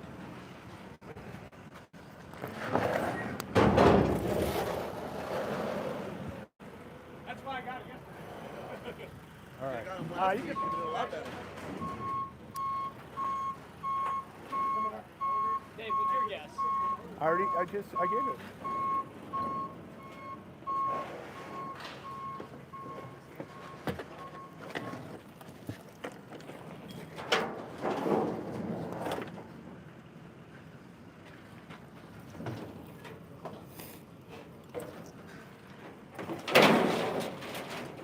This is junk. Okay. You got any more bins you can grab for us? Oh, you're gonna grab those. Heads up, heads up, heads up. Man, I'll tell you what, I got sunblock that I put on this morning. I put on pretty heavy and it's running in my eyes and it's got me, I'm like tearing up.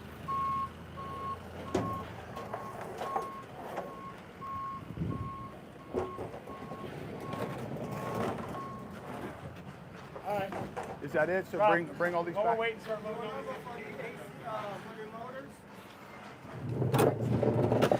What's that? A barrel of motors. Okay, we'll get him to take that next.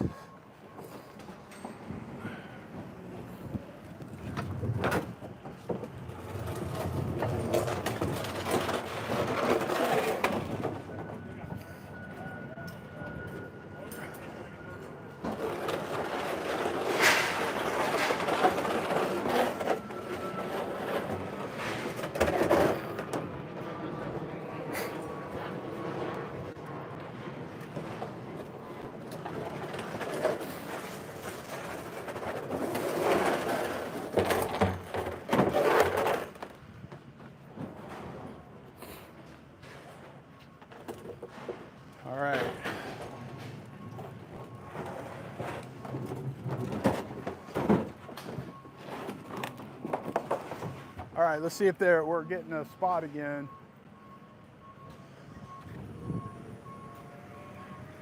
How's he weighing that? If he, Your stuff's all right here, all right, waiting to get set over he's there. just getting waiting for a another scale. bin. All right, cool. Look at all these twisted T's shotguns. Yeah. Literally, too. Now that you mention it, that's funny. Yeah, those are all shotguns. That was a party one night. Well, that's a rough party. That's you don't even know you're doing.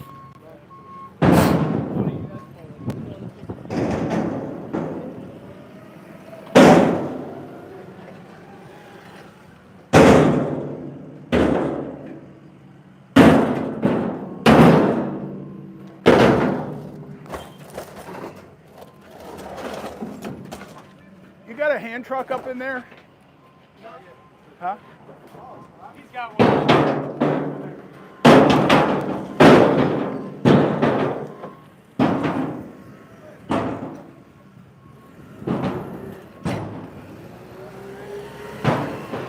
All right, let's go.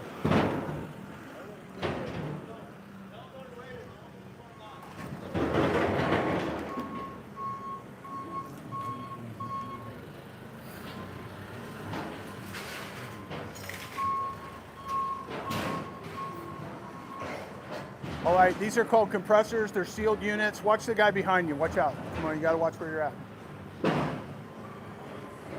So we got to give him some more room.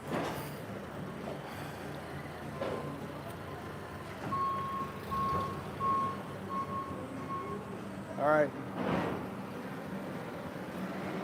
So he's going to dump that into that bin right there. And he'll go put the pallet up. Cool. All right. Just got to bring the pallet back. Weigh the pallet again. So that 59 pounds is what the pallet weighs.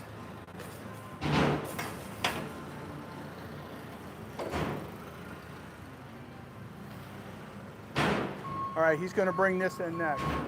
Watch yourself.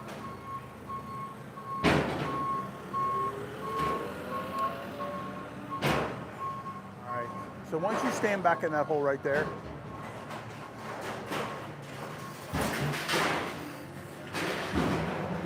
see if I ruin my clothes on this. So this is Romex wire.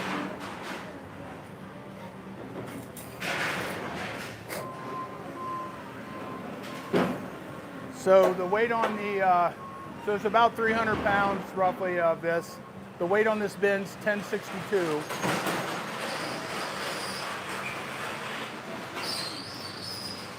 All right.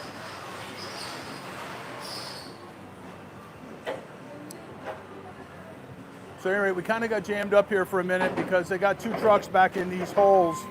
And we're gonna kind of make sure that they don't get back up in here again, so that we're bringing in one bin after the other. These guys, got two guys with trucks. Fortunately, there's not a lot of people here today, so we're able to get in and out pretty quickly. So these are, this is aluminum wire.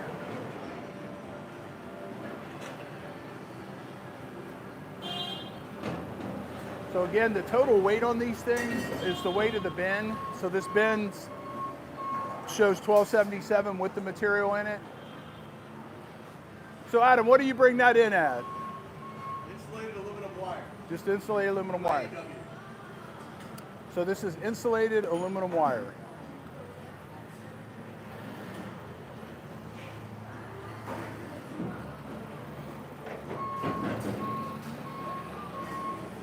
So Junior's the guy helping us out with the weigh and everything. We got jammed up there for a minute because of these trucks that were in the way. So we need to make sure that nobody pulls back in here again. We don't want to be standing around. Taylor's on a mission. He wants to get out of here. So are both these ready to go? Yeah. Okay. All right, let's let these guys know. So they're still getting us caught up. They're bringing all of our different stuff up here. Both those bins are ready too. So this, will that be brought in as number one or bare bright? That is going to be considered bare bright. Bear Bright. Okay, this is a Bear Bright.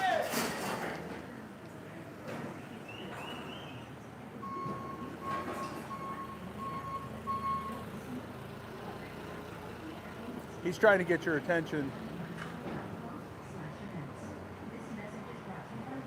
Okay, so this is Bear Bright. So if you see it, there's really very little contaminants on it. It's got a little bit of tarnish. We're allowed to have about 10% or 5% of that. So this is our most expensive stuff. You gotta stay out of the way so he can do what he's doing. So we want these guys to move along as quickly as they can. Okay, now watch yourself. They want to know if you always go to the same place in the cycle. At this point, we're coming to Suncoast because we build a relationship with them. They're not trying to cheat us. They actually do the other way around. They give us a better deal. And we like them, man. They're just good people. They do business the way we do business. We like to do business with the golden rule. We like to treat people the way we like to be treated. So we have to go a little bit further, but this is up where our second location is going in, and building relationships up here is not going to be a bad thing. This time of the year when we're super crazy busy, having the extra time coming all the way up here, kind of a pain in the butt. I'm not sure that I'll have Talon coming up here with us in the future. Today we ended up bringing only one helper with Talon, so Talon's killing himself trying to get this done. Meanwhile, we got 2 forklifts helping us out instead of one. We still got this big old trailer over here to unload. So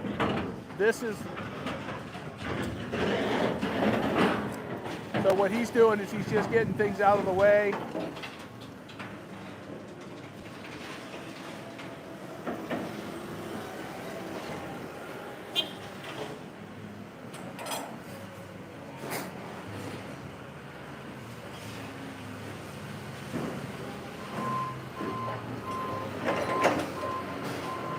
So Junior, what is that brought in as? What is this? Number 2? Okay, number 2, okay. Now be careful with him. He's trying to get some shit done, so the only thing he's worried about is running you over. There you go. What you do is you stay where they can see you in their periphery of vision.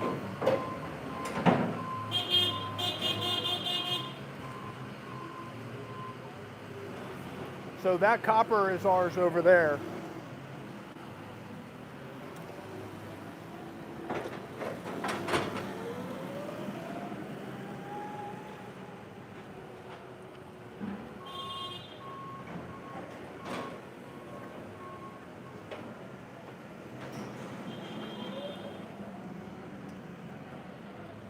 I'm pretty sure that's our copper too, right? That's our number 1 copper. Okay.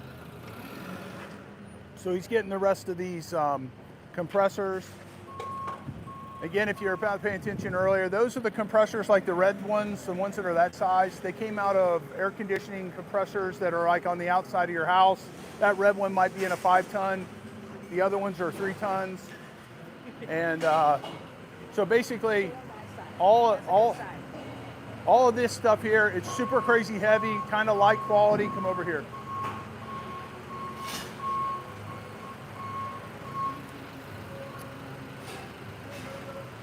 Making your job hard for you. It's like juggling Jello. Hey, I'm surprised you've been able to keep all that on there anyway. That's pretty hard.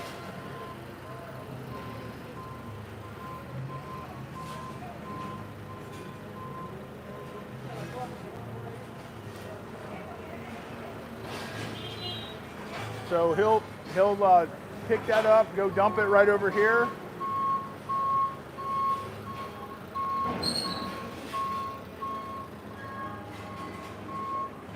So he's going to go put it in that bin over there, and then they're going to bring us our copper here in a minute.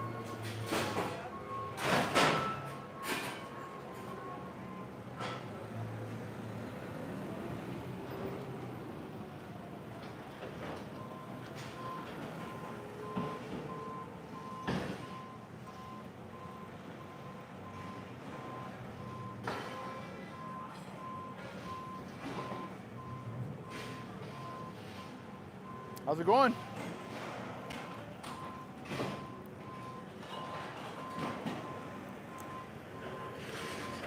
So we gotta keep an eye on that over there and make sure we get that on the scale.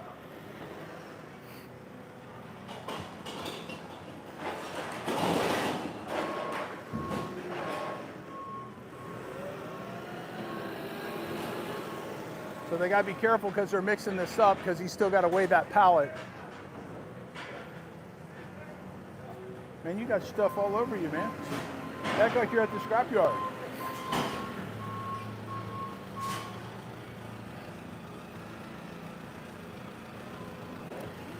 That's our copper over there, right? That one bin over there. Huh? No one's empty. No, the other. The copper? Yeah. Yeah. Yeah, okay. That was the number one. Okay, cool. And they want to know if you prepare the large compressors. To prepare them, no. No. And you know, we talked to Adam before when we went through the yard. So the question was, do we prepare the large compressors? No. The reason is the amount of man hours it takes to do it, it's not cost effective. You know, and that was confirmed by what Adam talked about when we went through our initial walkthrough with him earlier. So it's just too much work to get them off. So right now he's getting our number one copper. He's picking that up, bringing it over. So this is our mother load here of money. So this is where the majority of the money coming from this scrap load is going to come from. Hey, wait a second. He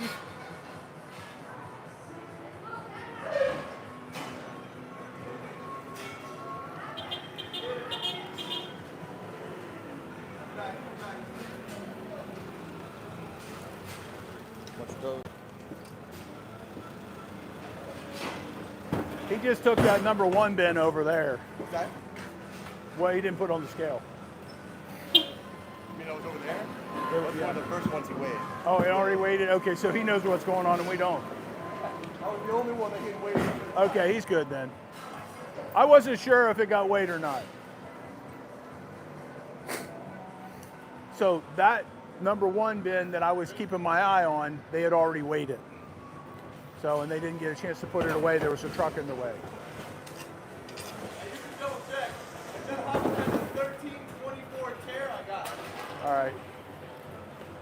Adam, I'm just going to trust you, man. I noticed it, but I didn't see where they came off of. So. Gotta keep it honest as best you can. Well, no, mistakes get made all the time. You know it. Oh yeah. You got That's plenty what of the camera's employees. for, to protect us and to protect you guys. You know, if for some reason we missed material, I can go back and look and see and find out exactly which one it is. I understand. Hey, Terry. All right.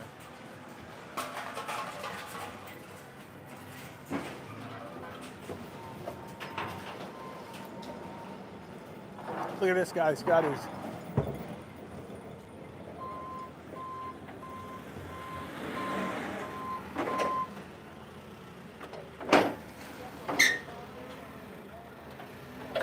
All right, cool. More copper, more copper.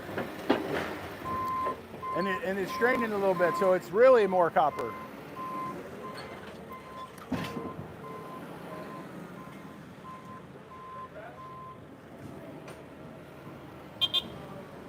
Heads up.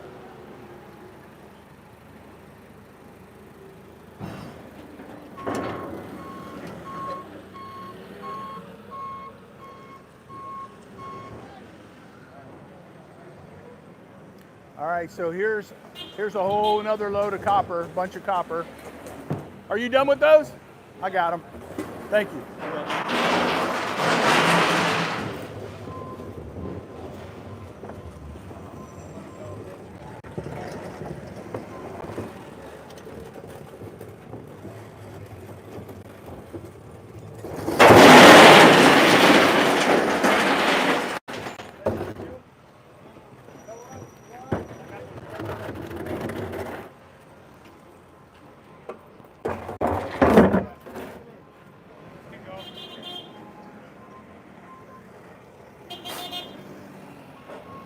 All right, so that was a good amount of copper, so a little bit more money. All these other guys are kind of stacked up because we're unloading here, and we're kind of taking up the whole runway. So that guy that just came in here on the bicycle with all that stuff, we're gonna go give him a $50 bill. Because man, you worked that hard for probably $10, you need a break. So, I don't know. Now you gotta have to try to figure out how to do it with some dignity so he doesn't feel like he's getting a handout, you know? Yeah. So, what are you laughing about, Talon? What's so funny? Nothing. The circus? I can't say anything. Yeah, you can. Keep my mouth shut. You can say, he can edit. He can edit. All right, so this looks like it's clean grass, actually. Dirty grass. I don't know, it looks kind of clean. Clean and you're dirty. Get out of here. What are you doing? Yeah. Mostly dirty. Who's in charge of this operation? Mostly dirty. Like, you know what? You're right. It's clean. Oh, he can 50-50 It's it. gonna be cleaner than this stuff over here. Yeah. What a guy. I'll work something out with you. We'll just mark it all as clean and call it a day. I bet you'd like that. I have more clean. I can dump it in there and make it clean. I'm already helping you out with the market drop. Oh. So, run it as next.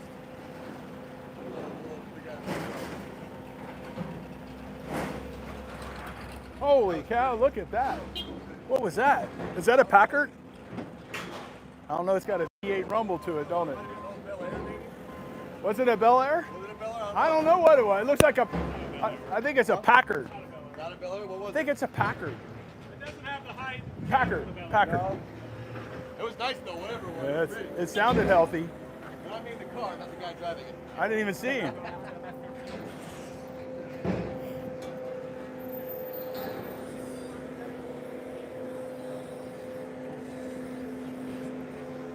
Yeah, we just sold an old school Bobcat like that yesterday. My prima donna guys don't want to drive it. They won't. None They of my won't. guys don't drive it either. I got the older guys, only ones that will drive it. Yeah, is that a foot pedal one? Oh yeah. Yeah, Oh, I love them like that because I can use them. If you get used to it, it's no big deal. But Yeah. if you're used What? to using joysticks, I'm used to both at this Whew. point. Although thing- I'm not used to running anything long term that anymore. thing's like a dinosaur. So we had a watermelon smashing contest yesterday. Oh yeah? Yeah, That sounds pretty fun. yeah. What you need, bro? You see it if they need another one. You need another Hey, bin, you need Talon? more, or you good? Yeah, I need more. I'm waiting for you guys. Another bin? Yeah, here's another one. Woo! Outside. Yes, sir. Thank you. Mine starts with that SUV right there. Oh, I think there's like 2 or 3 cars of it, yeah. So that guy that's riding in here with the little plastic cart, does he come in every day? He looks like he's got regular metal. There are definitely some people who come in here that pull little wagons with their bikes or pull a little cart. I got a guy the other day that brought in some aluminum and a dolly and a trash can. Oh, wow. He walked here with it, huh? Yeah. Oh, man. We try to help out those. That's all we got of that stuff. That's all we got of this. You walk right over there. We still try to help and take care of the guys that come through here. Yeah. Legally, we're required to have tag and all that, and pictures of vehicles that come in, but unfortunately, not everyone's that lucky enough to still have those items. So those who need, Yeah, this is our money to eat. so Yep. Yep. definitely try to watch the items that come in from people who don't have vehicles like that because they just try to hide things. But Huh? I think we're above 400 feet. I think I'm good. Yeah. you got to come here on a day. If you get lucky sometime when you come up here, you get the fighter jets running around. That's always Really? fun. Oh yeah. Oh, They do man, touch that- and goes between here and a couple other places in McDill all the time. Yeah, I was stationed in the Air Force in Nellis Air Force Base, and Oh, yeah? they had the test range out there. So they would come in and do the cat and mouse or cat and dog fights out on the range. It was really cool to see them. Very nice. They're taking I've always out loved all that. day long. Oh, I'm sure. Yeah, Oh, I'm sure. pretty cool. I've always loved that. Area 51 was about 660 miles away. So when the stealth things, they first made the stealths, they were flying around at night, and you're seeing this thing go by, and you're like, what the hell is that? You know, That's this where is all their UFO this is an videos came 85. from. Yeah, yeah, exactly. Yeah, Yeah, pretty cool to see. I love it though. All the things like that, always that showcase, you know, any kind of dog fighting in the air with Air Force, and so I love all of it. Well, we'd be out on the range working up on a mountain doing something. I was actually a civil engineer in the Air Force, and we'd be up there surveying something, making something level, and they would come by about 100 foot over us and buzz us. You scared the crap out of you, and they're gone. They're right around the next mountain. They're like, so cool to see. They definitely are loud. Some of the fighter jets that come through, they'll do it for some reason. They won't even do touch and goes. They'll just do drive flybys too. Yeah. And I feel like they're like 200 feet at No like, kidding. if not closer. They come by close. Like you think you can reach up there and throw something at them. They're so close. So the airport's like right there. Really. So this road right here is 301. Yeah. And you got universities 2 lights away, and the airport's right there on the corner. So you're a mile and a half maybe. Do we need more? Is that truck done? That one's done. So you don't need any more hoppers for that one? You want to bring your truck over here? I got the ends. I got clean brass. I got bright and shiny. I got some cast aluminum. Dave, I'll be down for like 5 minutes. Just looking out batteries. Okay, cool. Don't say anything. So look inside of here. So this is a ton of work. So we got some stuff mixed in. You're not supposed to have. Okay. Hey, he's ready, Jose. Number 2 copper. Practically right. Bright and shiny can only be wired. You know what? This is too difficult.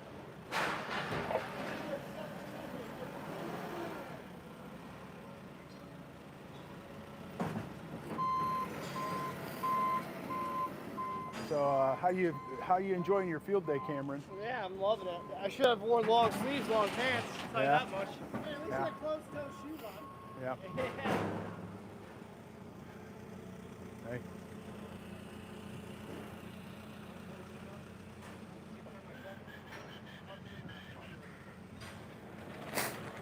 Dave, how's it gonna go about that? Your dump truck, weighing that. He's probably going to pull it up here, and then we'll just throw everything off into bins, just like we did before. Yeah. So he's going to get that van out of here. So you sending this one on the way and going to bring yours over? Huh? Oh, can you take that off for me? Which one? The fuzzy one. I'm gonna switch the fuzzy one out. Yes, he's going to move that out of the way. It's kind of hard to bring my truck over here because they're going to put the barrels on the side, they'll be in the road.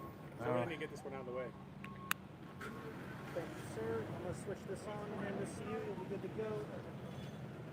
That's what it looks like, folks, when you're in the middle of production. Batteries die. We get a little feed problem because we're not good in it. Watch out, watch out, watch out.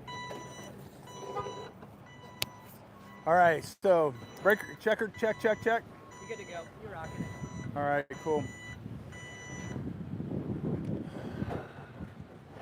Now you gotta be careful when he swings that ass into there, he don't hit the other van. So you want to get these out of here too? That one's still good. Thank you.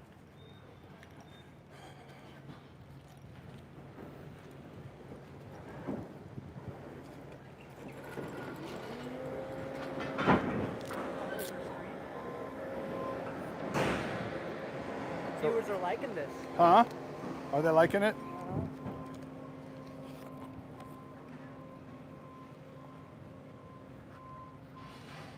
Hey, Kenny. Go give the guy with the bike. Following.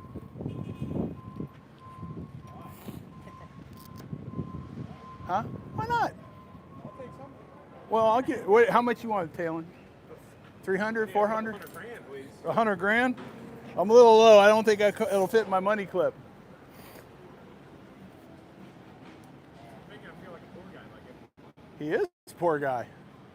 You realize what it takes to ride your bike with a broken wheel? Dave, you're becoming a philanthropist. Well, I don't know about that. Go ahead and put that in the video.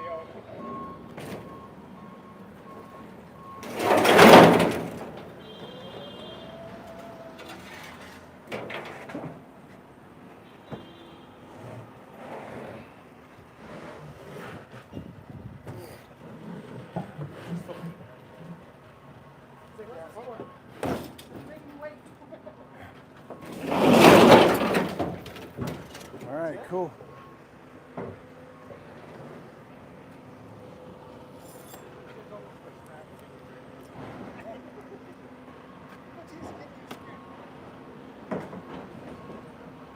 Need another barrel. So what did he say? He said, thank you very much. We got a new subscriber. All right, cool. It only costs $50 for a new subscriber. It's cheap. It's kind of like Elon Musk in Wisconsin. $1,000 vote.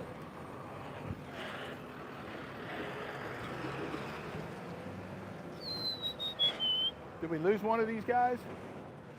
Heads up.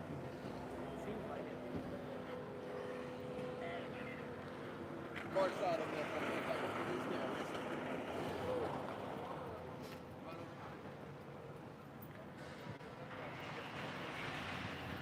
So what do you think? What are you thinking, Adam? How do you want to do that one?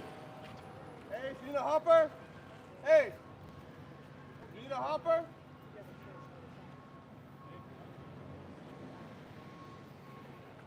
Hold up here and try to hunt the culvert for me. Hey, Rob. Hold the tarp back. On the right hand side. Pull the tarp. Back. Thank you.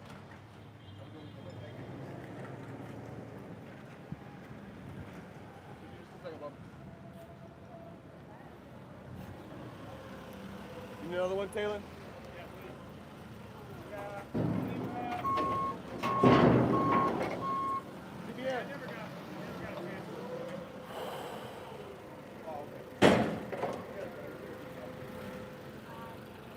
Man, I'll tell you what, that sunblock's in my eyes.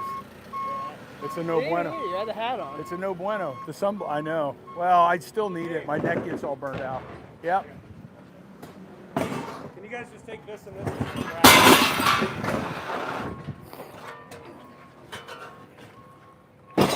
Clean brass.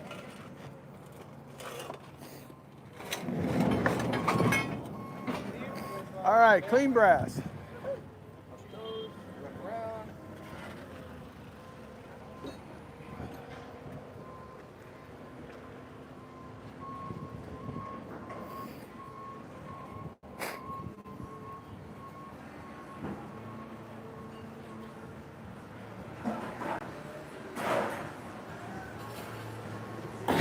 Brass and brass. We think it's clean brass. Is that clean?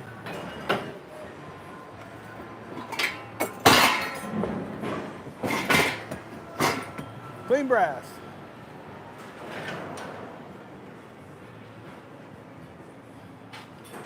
So that's a brute can. Look at how hard our metal is on these cans. You take a look at this.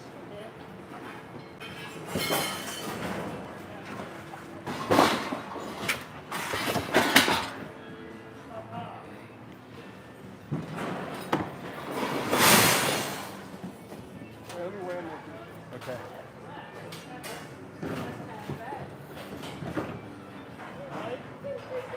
Hey, or two more than one.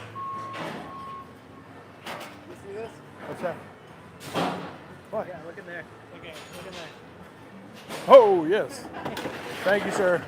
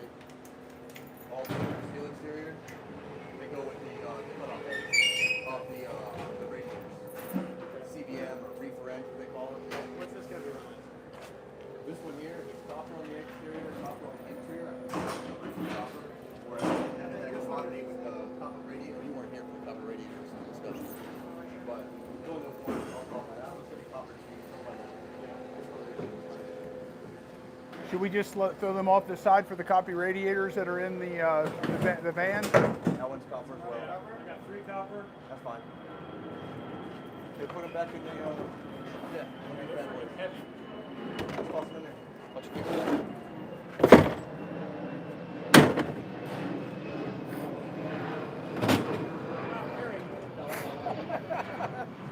You ready? I'll show you one. He says, I still want more kids. Huh? I want more kids. Aluminum motors, 1 ICW can, 1 strand. No worries. We're almost there. We're almost there. What's in this one?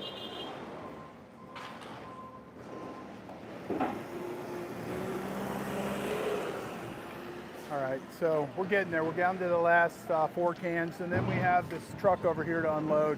We don't have as many guys to help us today. We're so busy with our business, so.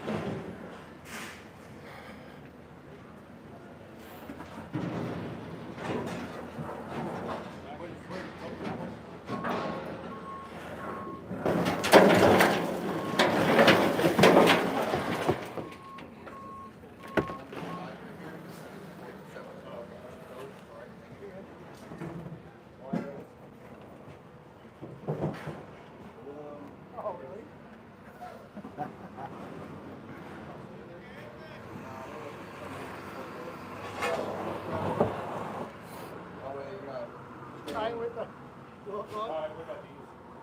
Number 2 copper. How you like that?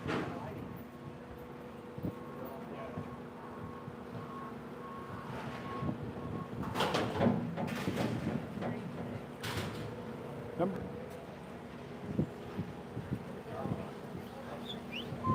You're good. You're good.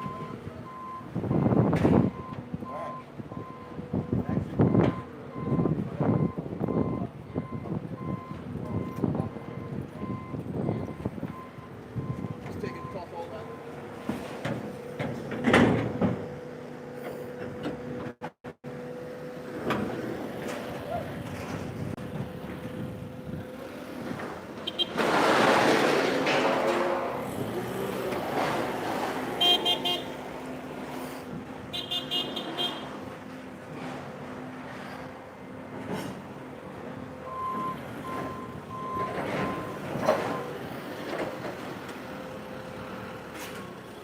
Oh, my bad. Oh, you're good. My bad, my You're bad, good. You're good. You're good.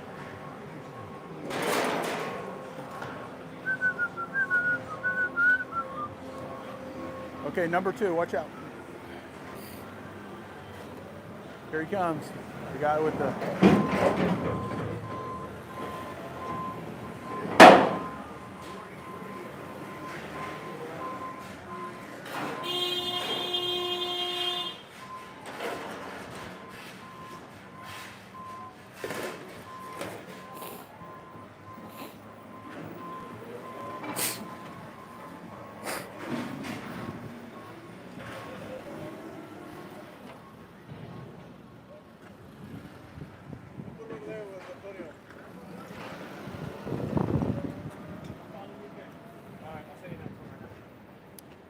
So what are we doing with all that? Is that just regular metal?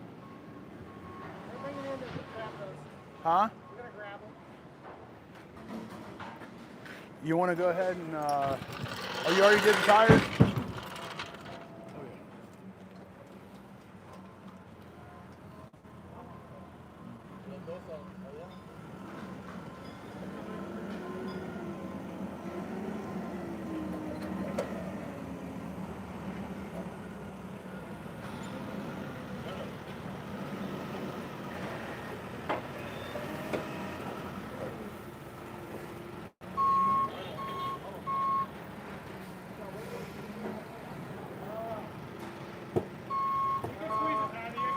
Yeah, wait, you're.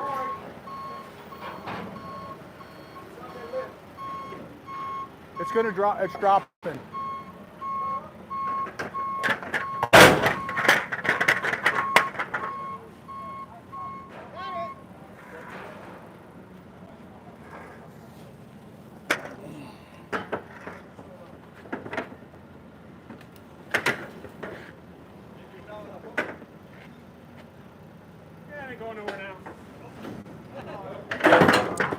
So he did that.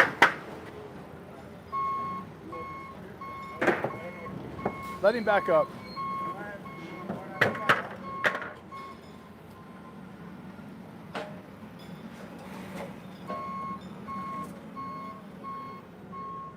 How about you carry one, I'll carry one.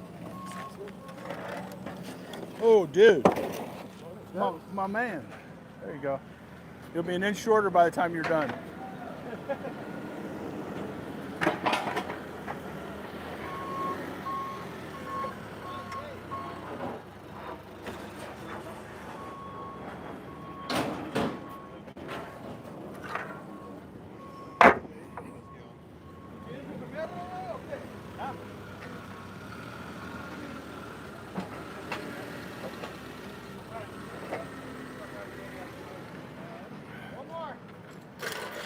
No más. La la la la. Beep, beep, beep, beep, beep, beep, beep, beep, beep. Heads up, Hudson. Here's one more.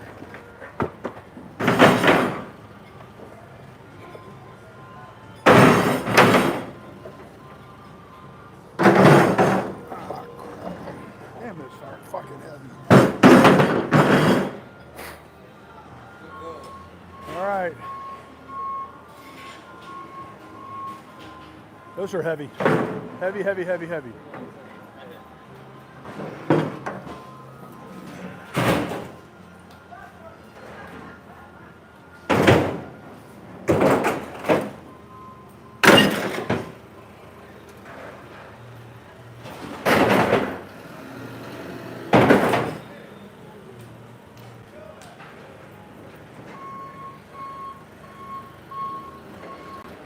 Is that the same as this?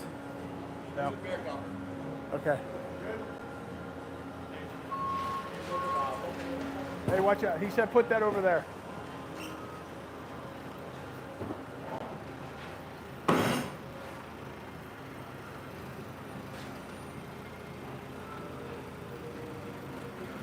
Heads up, heads up, heads up. Let him grab it. He'll go dump it.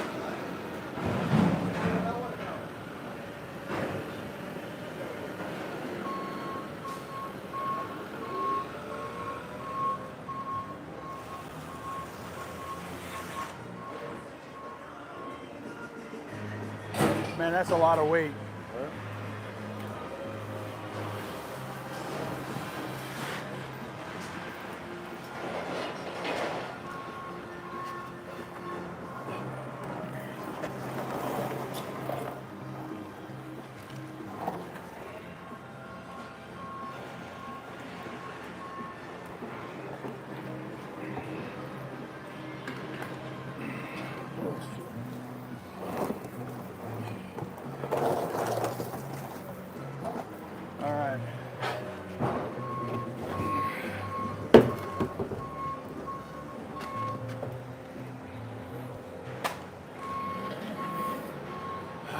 Well, I ain't going to the gym today. Try that. Oh, calories. Is that ounce? Yeah, 27 Dude, pounds. I'm a fat ass. All right. Hey, we need to put that one on. Put that one on. All right, go ahead and put.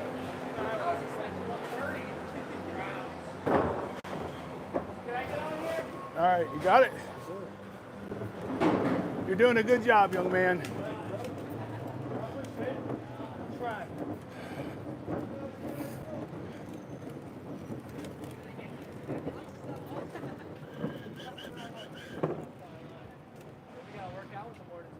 Nah, it's all muscle. It's all muscle. Hard side, Jose side. You know I can't say that scales off. No.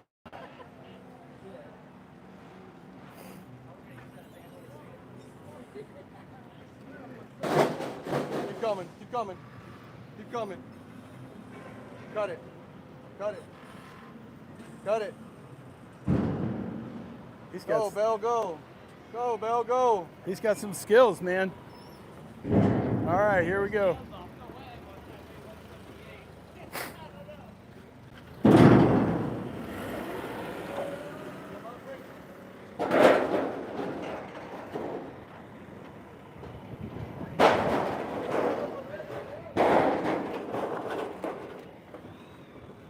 Rule number 1.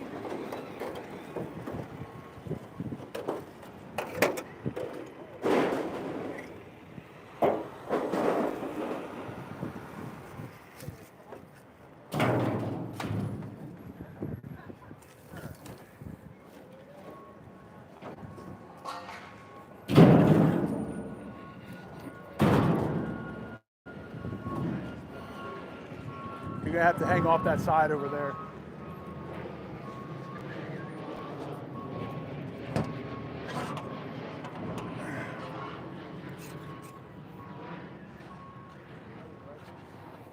Copper, yes. Look at the ends. You gotta see if it's got Not copper. gold. If it's Gold, aluminum, just copper, throw it on the aluminum, ground.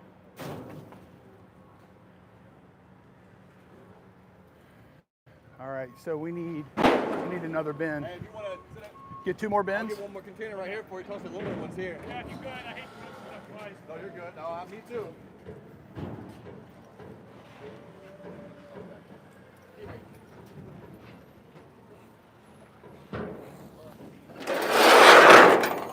Doing the radiators or you doing the other aluminum? We're doing it.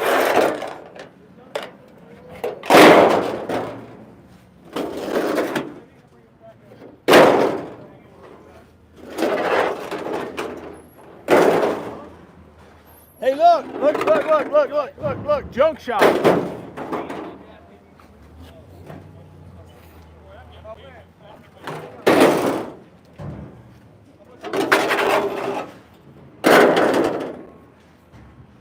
Is there any more of the Junior, gutter? Put it on hold. Oh, I need the other one back. Really need an empty one.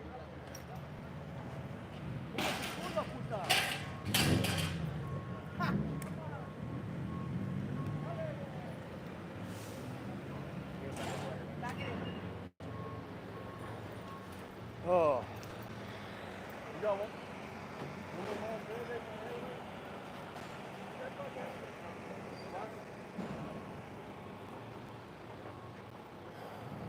What do you think, Dave? We're over or under our estimate? It's hard to tell. We got a lot of radiators. Yeah, that's A lot. We got a lot of radiators. I don't know how much of that's full of radiators. I did see the rest of what we have, but I haven't seen what's in the rest of that. If that's all radiators, we're probably over 20,000, I would think. But it's so hard to tell. I mean, it's just so hard to tell. He does this every day, and he probably has no idea what we got. What do you think? What's your guesstimate? Prices are higher, we don't have as much. Yeah. We'll go around 22, 23. 22, 23? That'll make my day. Well, honestly depends on how many of the trailers, the coils. That's going to add up quick. Yeah. Because I think those are 50 or 60 cents higher this go round than they were for you last time, just the coils alone. Yeah. So this is painted sheet, right? Yes. Painted sheet. Painted sheet or Is dirt? mixed aluminum, Is it dirty mixed aluminum? dirty roll form, however you want to call it. But yeah, we buy it as mixed. Yeah. The international term for it is old sheet. Old sheet. Wait, hold on. I'll take a fresh bin over here or smash down.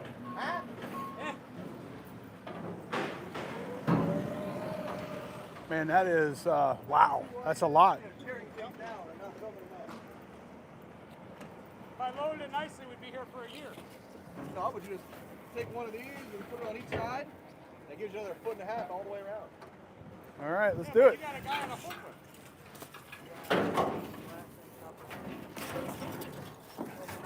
There you go. Take one and set it up and you can get some in there and keep going. Otherwise, you guys are just stand still until the forklift is back. You got it. You guys know the Scrapyard in Sarasota? Are you the best in Sarasota? Absolutely. Yes, sir. No doubt about it. Got me.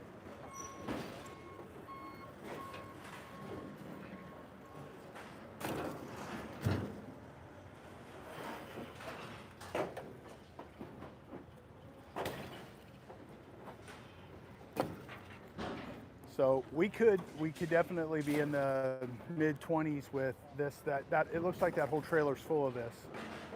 So, you know, we've gotten a lot of units that we hadn't processed on the last time we came down. So these are the units that got processed, and our value, the copper value, according to Adam, is 50 cents more than it was the last time we were here. Per pound, right? Per pound, yeah. So it's pretty significant. So one of the things we learned the last time we were here is we were cutting the aluminum coils off the aluminum coils at the ends, and we learned that was a waste of time. And I've noticed that the Bernard has paid attention to that, because quite a few of the aluminum coils still have the coils on the ends. You're talking about like that right here, right? Yeah, so the aluminum is still on there. It doesn't matter if it's on there or not. So It's all the same metal, right? right. Well, there is a little bit of regular on there, but they apparently don't pay any attention to that. So all these guys that are in line. So we thought we'd do something fun and give one of them guys. He came over here on a bicycle, and he had a little plastic trailer with a missing wheel, a little Barbie trailer, and we gave him a little money. You know, somebody is working that hard for $10. He probably got $10 out of everything he had. He was carrying.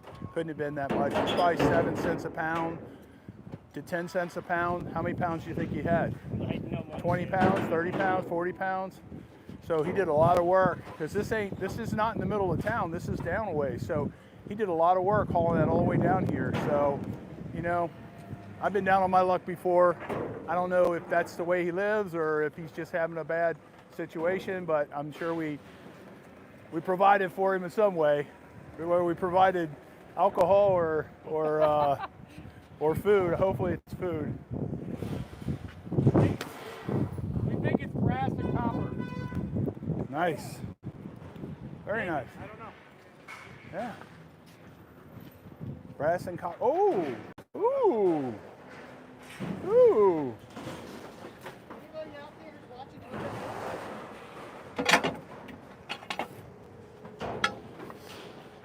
Merry Christmas. All we gotta do is you need a marker. And just strike this out and write your name in. It'll be for sale at Reuse the Pros. So this is cast aluminum. See if we got our hand truck still. Is the hand truck still out here somewhere?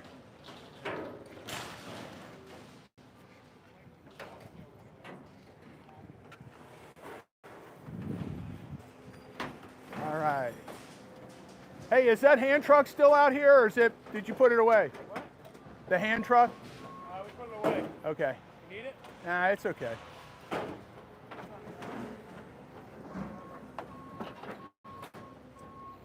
what now?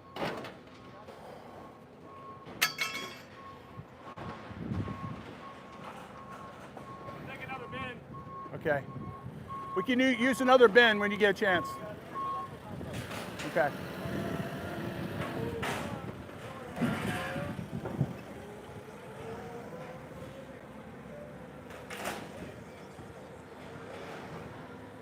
He's not being safe, huh? All right. Hey, David, scrap day your favorite day? They want to know. Well, it definitely is fun. It's a change of pace. It's something different. We do this about once a month on average. This time of the year, it took 2 months to get enough together to come up here. Really what Talen's doing is he's making us more room for as we get into season, because we're going to need all the room we can for our reselling stuff. And you know, and this stuff takes up space. Plus, you know, we've been a little bit slower, so the guys, we're not slow now, we were slow, so the guys were, you know, it's doing what it was intended to do, which is to keep us busy enough that we don't have to let anybody go while we're slow. So when we're slow, we use that time to do the scrap. Bin for sheet aluminum. You just have one? What? Underneath everything? Yeah. Yeah, I know. Why are you picking on me? What's this here? The copper aluminum. They're going with that one over there. because they're discolored. This just means that It just Is that goes brass over. the manufacturer has changed it. Is that brass or no? No, they're not brass. They're copper aluminum. It They looks can't, like they can't brass. make radiators like that for brass. It's too heavy. We can do it.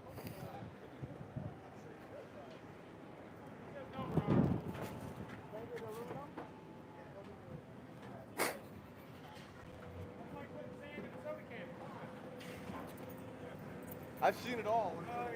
Hey, do you want this stuff to propose on the aluminum?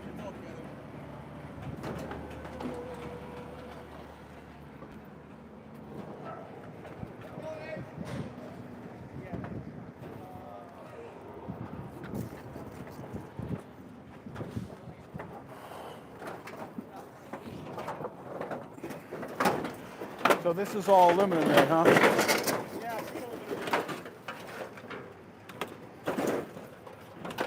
You want to just take it over to scale? I don't know. We can. I just don't know what else under there. Is there anything else under there, Bernard?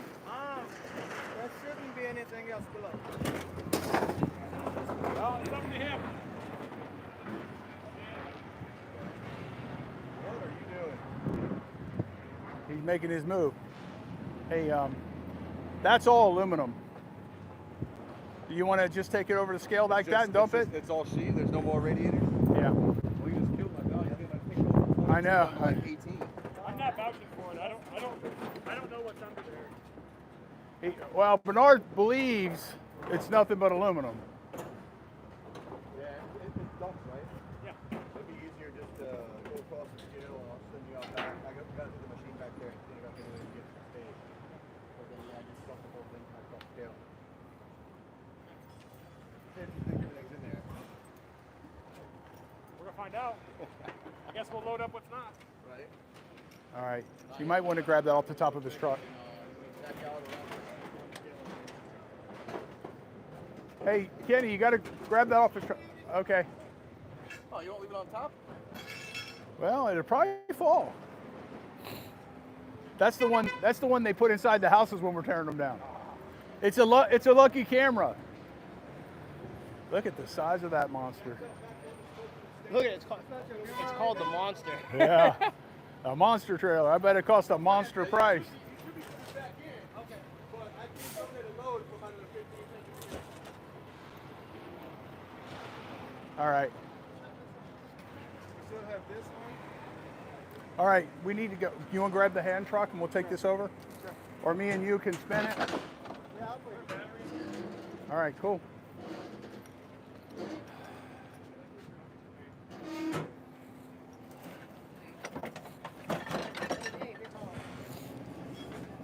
What's that? All right, cool. He's grabbing the hand truck. Hey, are you supposed to hold that from the handle or from down? Doesn't matter. Oh, okay, just checking. I don't think it matters. Oh, I don't know. Hey, You guys have never met. That's Taylor and that's Cameron. He's your Lead boss. peon. You just don't realize it. Last thing. What's that? You got something to scale, I right? know we're good.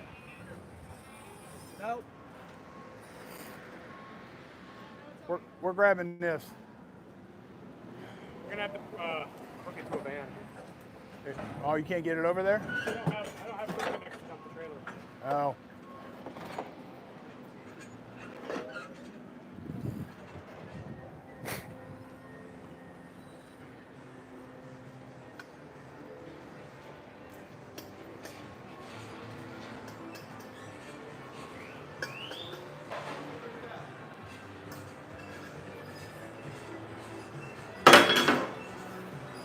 It weighs 0.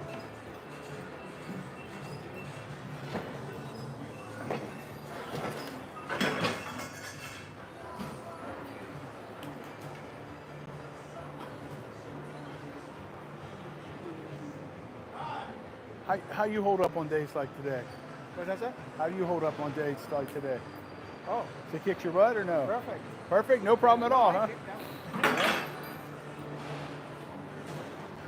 Where are we going with that? You like the forklift? Okay. He's gonna let the forklift pick it up.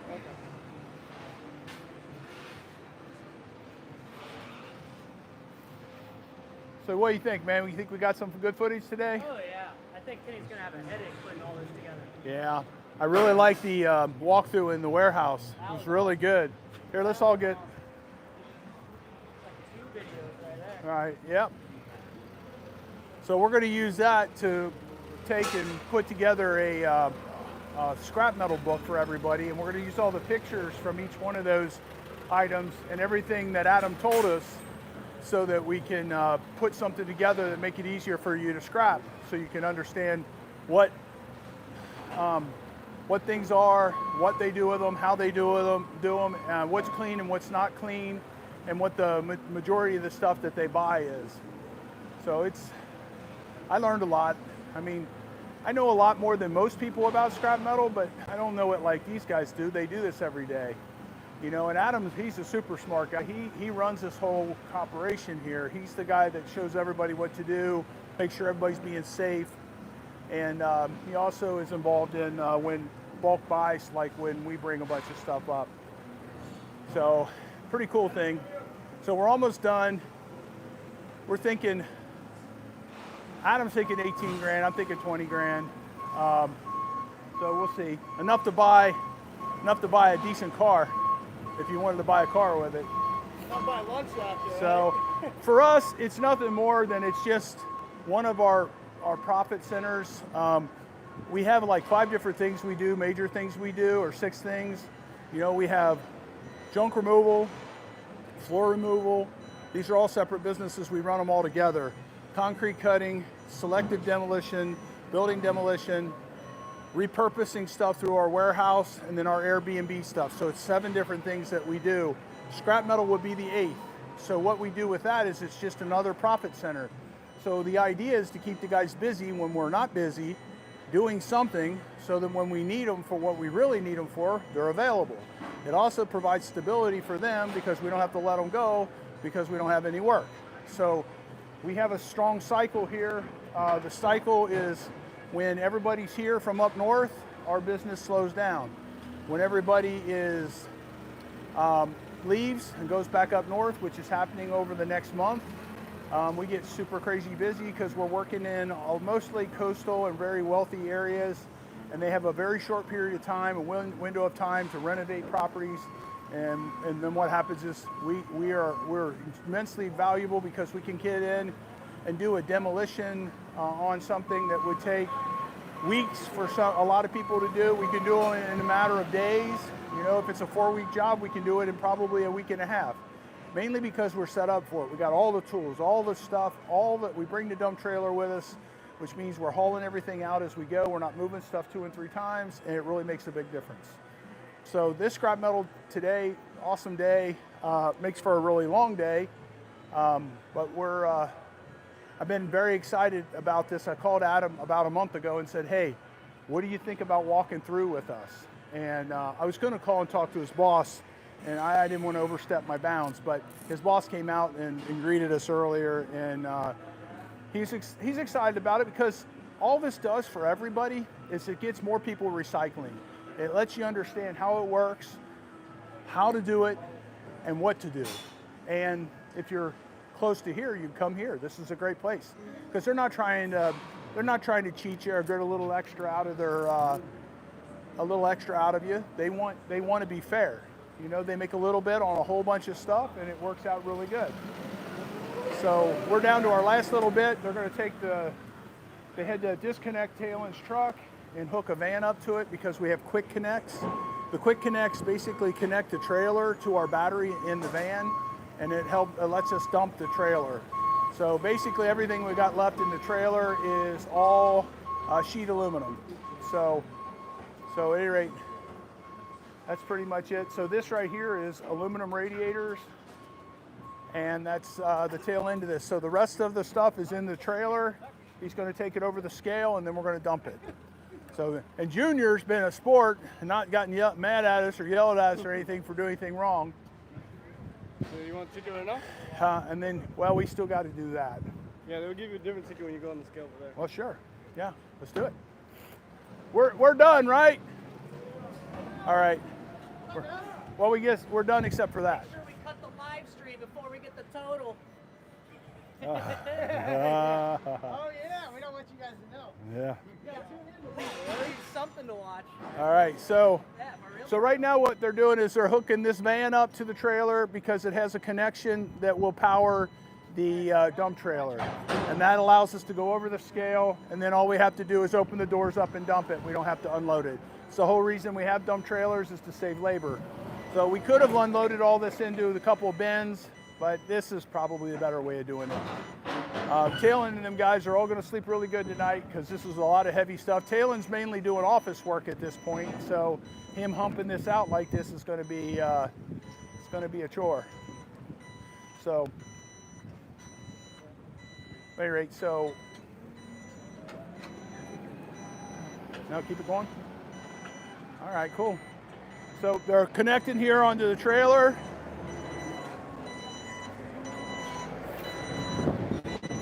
This little gizmo right here is called a quick connect.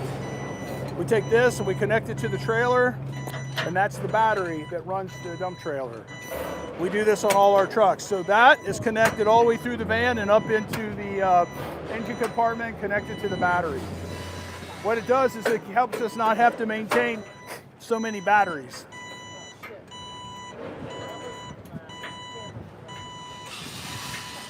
So now what will happen is these guys will haul that back and Talon can get on with his day.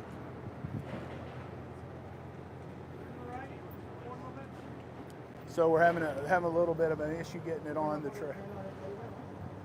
It's getting it so they can put the pin in it.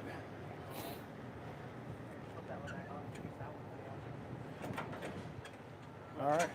Nothing. Let's get tired of cranking into the van. Makes it easier for them to crank it up. That the van was in the way of the handle.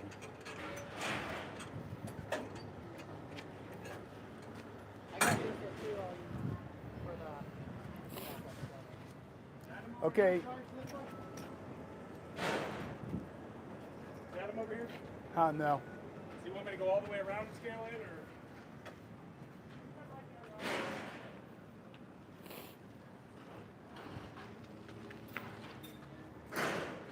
Yeah, just go all the way around.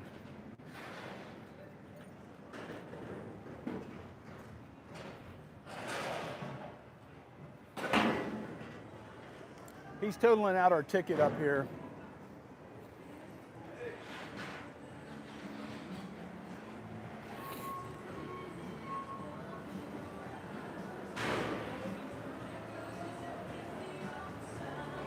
Oh.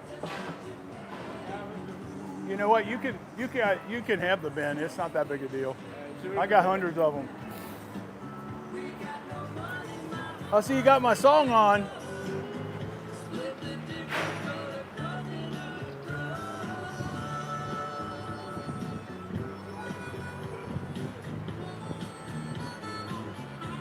Is that the right information?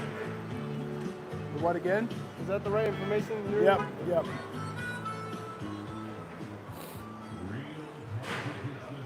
Wow. Wow. Huh? He's going to go around. Oh, you're coming this way? Don't get down to the details yet. I'm not. I just said, wow.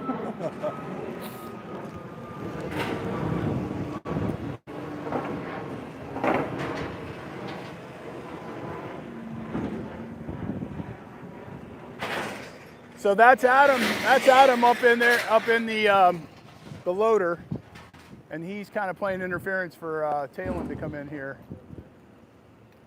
We're gonna outro the live stream. We're gonna cut it. We're gonna wrap it up now. Are we? We're going to wrap it? Yeah, we'll wrap it and then we'll do that. Okay, so we got one more thing to do. Talon's going to come up over the scale. This isn't going to be maybe $200. It's light. It's really light aluminum. So we had about this much off the ground of aluminum, sheet aluminum in the trailer. It's about 40 cents a pound. So he's coming across the trailer. They got to make the adjustments on this, so the total that's on here isn't accurate. And Adam and I are going to go back in there. He's going to make these adjustments, and then we'll get our check. So we'll this video will be out in about 2 weeks. We got a couple other videos that are in front of this one, and it takes us a while to do this. these guys will spend 40 or 50 hours editing these videos, so it takes a while. So it's Removing Pros Demolition, Adam with Suncoast, and that's it. We'll see you later. Appreciate it, guys. Thank you. All right, cool. He's coming across real quick. All right. He's coming across Here's momentarily. the ticket.